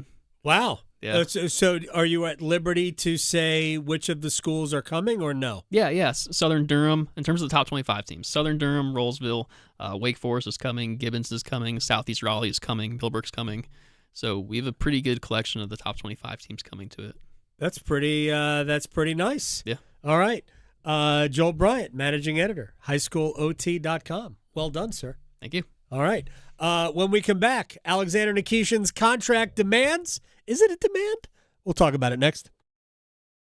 Delivering more hits than the Canes forecheck. Shoot, he scores! The Adam Gold Show on the North Carolina Sports Network. Are you struggling with your Medicare drug costs? The NC Department of Insurance SHIP program may be able to help. The Extra Help in Medicare savings programs are available for those who qualify, but you have to apply. Contact SHIP today to see if you qualify. Visit ncshiip.com or call toll-free at 855-408-1212. SHIP provides free, unbiased help in all 100 counties. Project supported by grants from the Administration for Community Living. Contents do not necessarily represent official views of, nor an endorsement by ACL, HHS, or the U.S. government. Did you know Atlantic hurricane season runs through November? From gathering necessary supplies to planning an evacuation route, now is the time to make sure you and your family are prepared. And if a storm damages our electric system, local public power providers are ready to respond and restore power quickly and safely. As a public power customer, you benefit from having an electricity provider that restores power faster than other providers do. Visit electricities.com for storm preparation tips and resources. No matter your struggle, you are not alone. The 988 Suicide and Crisis Lifeline is free, private, and always available. If you feel lonely, isolated, anxious, or overwhelmed, help is here all day and night. Call, text, or chat 988. Without cost, without judgment, and without waiting for an appointment. You'll get support that can make a difference. Brought to you by the North Carolina Department of Health and Human Services. It's the first day of the first grade, and she found a new best friend. It's a laid-back Sunday afternoon you wish would never end. The homemade taste of Bluebell and good friends gathered round. The good old days are being made right now.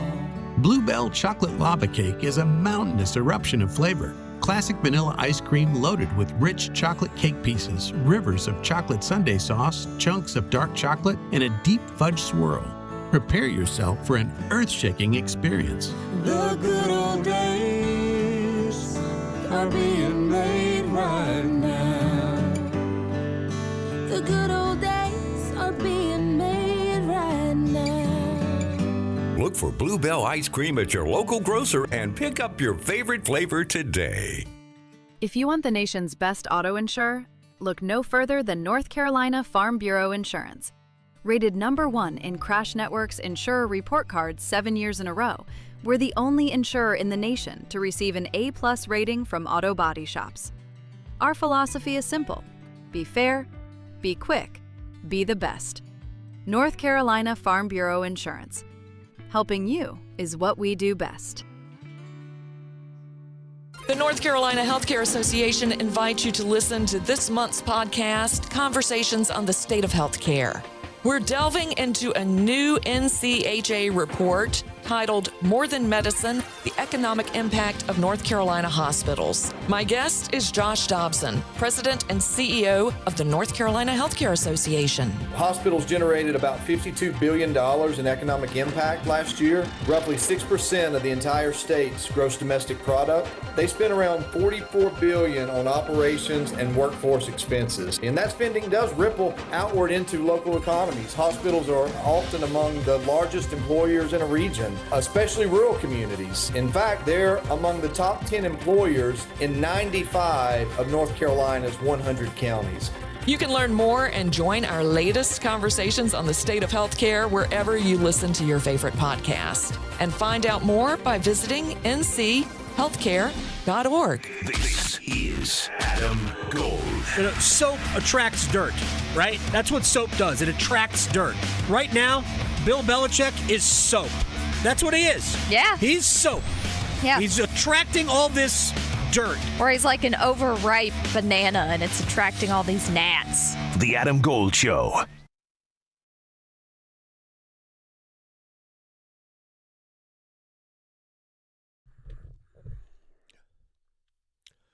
It's the Adam Gold Show. I'm Adam Gold. Max Gorin on the ones and twos. We'll slip into a rewind in just a little bit, little Panthers stuff. But I want to spend a couple of minutes talking about it's not really news that broke. We all know that Alexander Nikishin is looking for a new contract as we approach the start of the next season. We're probably a month away, a little bit more than a month away. Probably from the guys all reporting to training camp. Season starts a little bit earlier. We're approaching we are 2 months away. Yesterday, I think we were 2 months from the start of the season, right? The 29th of September is game one at home against Florida Panthers. So yesterday was the 2 month, kind of threshold as we approach the 26-27 season and Carolina's Stanley Cup title defense. Only player that is outstanding for Carolina, apart from depth, apart from adding another goalie that can play in the NHL, is Alexander Nikishin. Everybody else is signed, but we've known this for a long time. When Nick Delorier signed a 2-year contract at the parade, even though it was signed before the parade, they made a public showing of it at the parade. That basically took care of everybody. Now, will Jesperi Kotkaniemi start the season on the roster? Maybe. I mean, I still think that between now and the start of the season that Kotkaniemi will be traded. By the way, his day with the Cup was yesterday. But ultimately, the only real mystery is, what is Alexander Nikishin's contract going to look like? And I know immediately after the season, after the draft, as we approach free agency, there were tons of rumors about Nikishin being traded. He's going to go to the Rangers. He's going to go to wherever, everywhere. And a lot of people say, well, the contract demands are too much. That could be it. If it was just the contract, then I think Carolina would be in better shape. But I think it's the contract, and there is some uncertainty. Because if we are being honest about Alexander Nikishin, and we get his potential, and we get, the size and the strength and the shot, all of that, there are elements to developing into a great player. Yes, you have physical gifts, 6'4", 220 pounds. That is naturally impressive. The shot is impressive. The gameplay, however, isn't at that level. I get it, 1 year. We should never judge anybody completely on 1 year. And offensively, he had a very good rookie season. 11 goals, 22 assists. The 11 goals set Carolina's rookie record for defensemen. So there's so many positive things offensively, except that we watched the, 81 games during the regular season that he played. We watched the 17 he played in the playoffs. And we'll get to the playoffs in a second. And we recognize that, yeah, he was good, but there's a lot more for him to give offensively, which is the strength of his game. And I've read on my timeline, he doesn't do this, he doesn't do this. I will give you my own opinion of watching him in the preseason and how it changed during the regular season. During the preseason, I wondered, man, I just don't think he's fast enough. I think there's a limit to how good he can be because ultimately he's not a super fast skater. He's a good skater. I don't think he's a great skater. That's the way I looked at it during the preseason. Now, I think some of that, as it turned out, to me, was games didn't matter. Because I thought he didn't look as obviously slow in the regular season. But in the postseason, I kind of go back to the preseason. And I thought I saw a slightly lesser skater in the postseason. And I think that contributed to him looking at times very lost in the details of the game. Whether it's gapping up or getting the puck out of his own end in transition or decision-making behind the net, I think he looked just a hair slow. It could also be because everything is so much faster during the playoffs that your ability to process things quickly determines whether or not you play slower or you play faster. And I do think that he had a processing issue as much as anything. But if you're the Hurricanes and you watch that regular season, which was good, but not great, and you watch the playoffs, which was mostly not great, at times bad, it's not like he didn't have some moments. He had some good moments, some very good moments. But it was the range of performance, while never getting to great, was good enough to bad, I think, in the playoffs. So why that was the case, we can all sit around and pretend that we know, but we don't. Was it the concussion that slowed him down for the rest of the playoffs? I mean, we will never know. But by the time we got to the Stanley Cup final, and it did appear that he was beyond all of that, his performances weren't getting better. They were getting worse. To the point where after game one, I said this out loud. I thought, well, I'd play Mike Riley. I would go right to Mike Riley for the second game of the Stanley Cup final, if for no other reason that maybe it would kind of kick him in the pants a little bit and just kind of give him a little extra motivation to prove that he belonged. But Rod never did that. Rod stayed with him, and that's fine. But I don't think we saw a positively impactful Alexander Nikishin in the playoffs.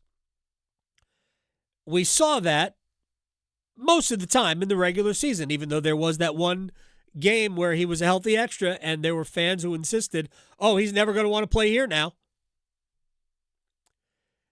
Nikishin, I believe, wants to be here. And I believe the Hurricanes still believe that there is a top-flight defenseman there. We just haven't seen it yet.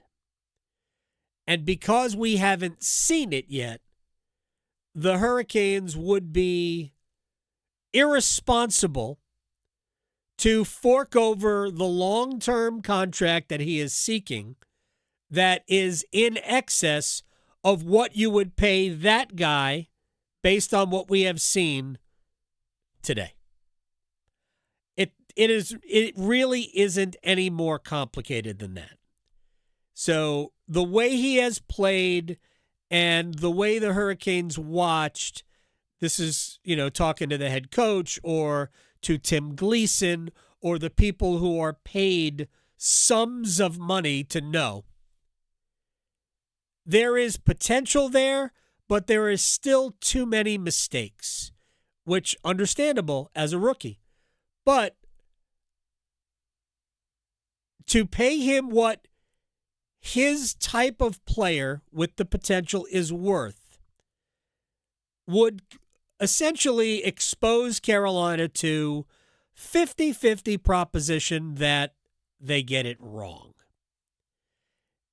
And if you pay a guy, because if I'm Alexander Nikishin, and he said in the article that I read on The Heavy, he said that the ask was more than $8 million a year.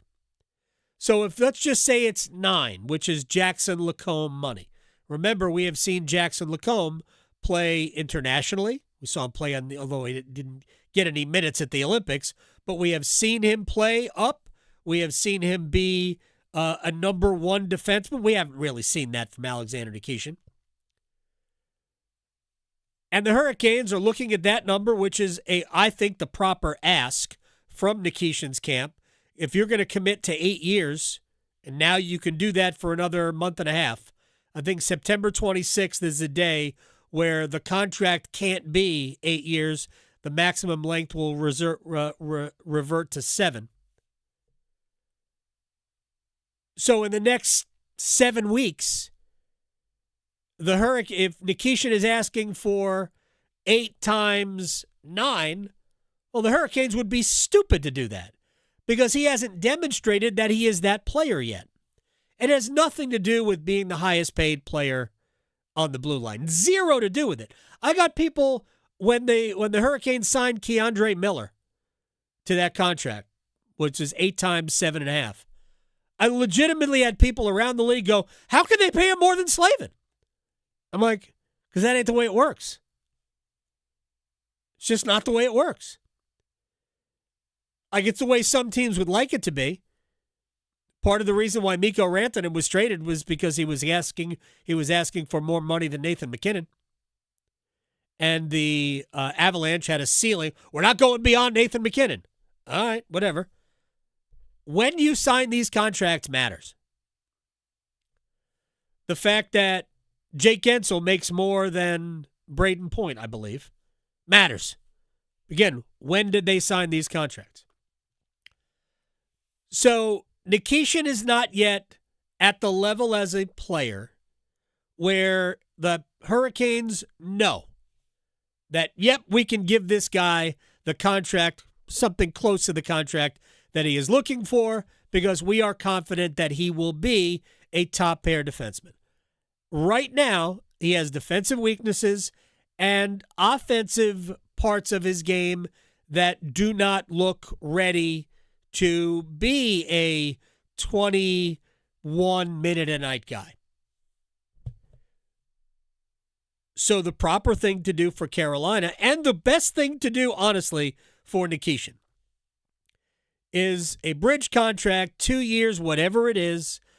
Let's just go with, $6 million a year, give or take. And you are essentially buying the right to see year 2. And after year 2 is over, did you see everything you wanted to see? Are you ready to commit long term? And if you do that, then you can give him the contract that he would deserve based on a rising salary cap. And my guess is that that number would be in the 10 range. So this could benefit Nikishin down the road. I totally understand wanting to get to it now, but if I'm the Hurricanes, I'm not paying it now because I don't know. We haven't seen enough of Nikishin to say that we are going to commit to you as a number 1 pair defenseman. And you're not paying $9 million or more to somebody who isn't a top pair blue liner. You're not. And that should be pretty easy for people to comprehend. We all want Alexander Nikishin to be great. He has not yet shown that he will be great. Everything is just projection, looking at the physical qualities that he's got. And he does, at times, flash high-end ability. I mean, he is dynamite with the puck on his stick. Great with the puck on his stick. Certainly for a big man. But he's got to be better away from the puck.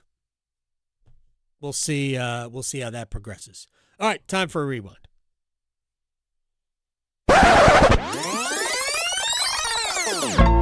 All right. Tough news out of Charlotte, where Chris Brazel, wide receiver that was drafted day 2 here for the Panthers this year, who suffered an LCL injury yesterday. They initially thought that it would be an 8-week recovery. They went for another opinion, and the decision was Brazel would have season-ending surgery on his knee. He is out. Vashti hurt. CarolinaBlitz.com on the injury and what it might mean for John Mechie. John Mechie has looked good, and you can tell that he and Bryce have this connection. They're friends. Yeah. I'm sure that Bryce advocated for him to come. His go-to guy when he was at Bama. Mechie is smooth with his route. Bryce and him seem to be on this anticipatory page where he knows where he's going to go and kind of leading him with the catch, and he's catching him right in stride. So, the Panthers heading into training camp, they were going to have to make some tough cuts in that room. Whether it was, Mechie, whether it was Jimmy Horn Jr., whether it was Bryson Tremaine, these are all guys that were on the bubble. And so now you have Brazel out. You have Dan Chisena, who was a special teams guy and more of a practice squad guy. He's out. And so, it's not as cluttered in that room, and it opens up stuff. It opens up a clear space for a guy like Mechie, who might have been on the bubble, who might have been a P squad guy, and Jimmy Horn Jr., who has the speed and the twitchiness that you might like in that room to make the 53-man roster. We have no idea how this is going to ultimately end at the wide receiver spot. Brazel would have complicated a lot of matters for David Moore, for John Mechie, for Jimmy Horn Jr., maybe for, Bryson Tremaine, right? Because Brazel, if he's not hurt, is part of the mix. You've got McMillan, you've got Coker, you've got Liggett, Brazel. Those 4 guys, they all have size, right? They all have got speed. It's, who knows who fits where. And then Mechie, Horn, Tremaine, Moore, they're not keeping 7 wide receivers. So even if Brazel were healthy, 2 of those 4 were going to go. Well, now maybe just 1 goes. Hopefully nobody else gets hurt. And maybe it would be Mechie that's the odd man out. I don't know. I don't know how it's going to play out. Hopefully everybody will stay healthy the rest of the way. But the wide receiver spot, especially in light of Mitchell Evans' injury, because I lump tight ends and wide receivers together. The wide receiver spot is so key because we're not sure that there's a really good pass-catching option at tight end.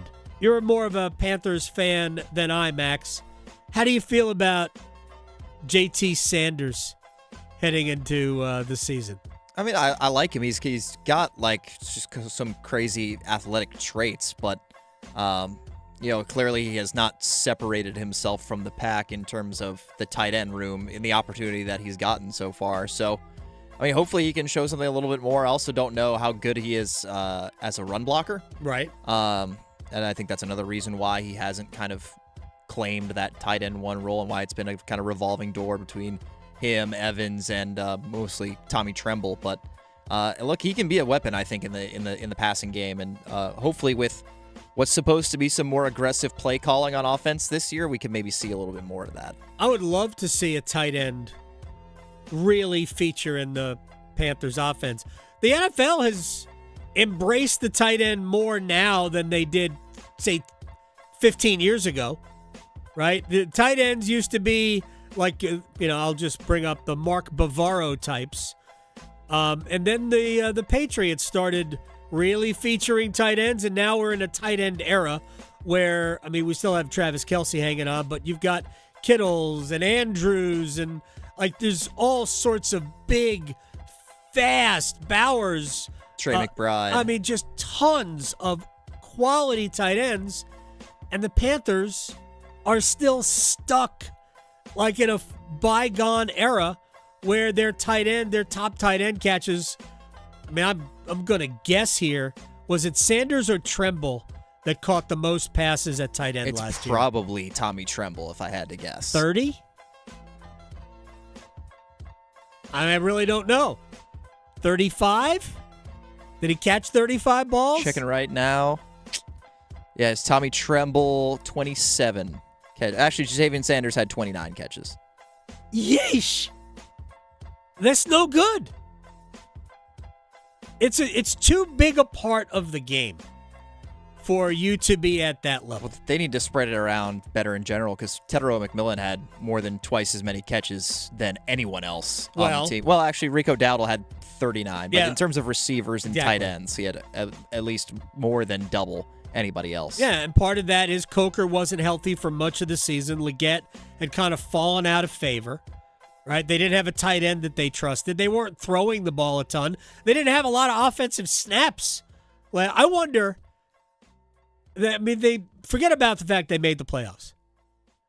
I wonder where the Panthers ranked last year on offensive snaps. I'll bet you it's in the bottom 20% of the NFL.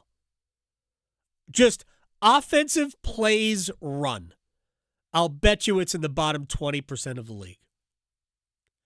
And therein lies, a part of your problem is that, they were Tetero and McMillan, related heavy, but they need to continue to develop the wide receiver spot, and they've got to find somebody who can catch the ball consistently at tight end. It would be best if it was Ja'Tavion Sanders. Anyway, Max, this was fun. We'll do this again tomorrow. Is that a date? When does City play next? Saturday at 7:30 in the morning. That's kind of normal. See everybody tomorrow. Still arguing whether hockey or golf has the tougher dress code? The Adam Gold Show on the North Carolina Sports Network. Excuse me, you think you could spare a square? Sorry, what? A square on your smartphone. Oh, yeah, for the 99.9 The Fan app. Exactly. Listen to your favorite hosts, teams, and live sports action.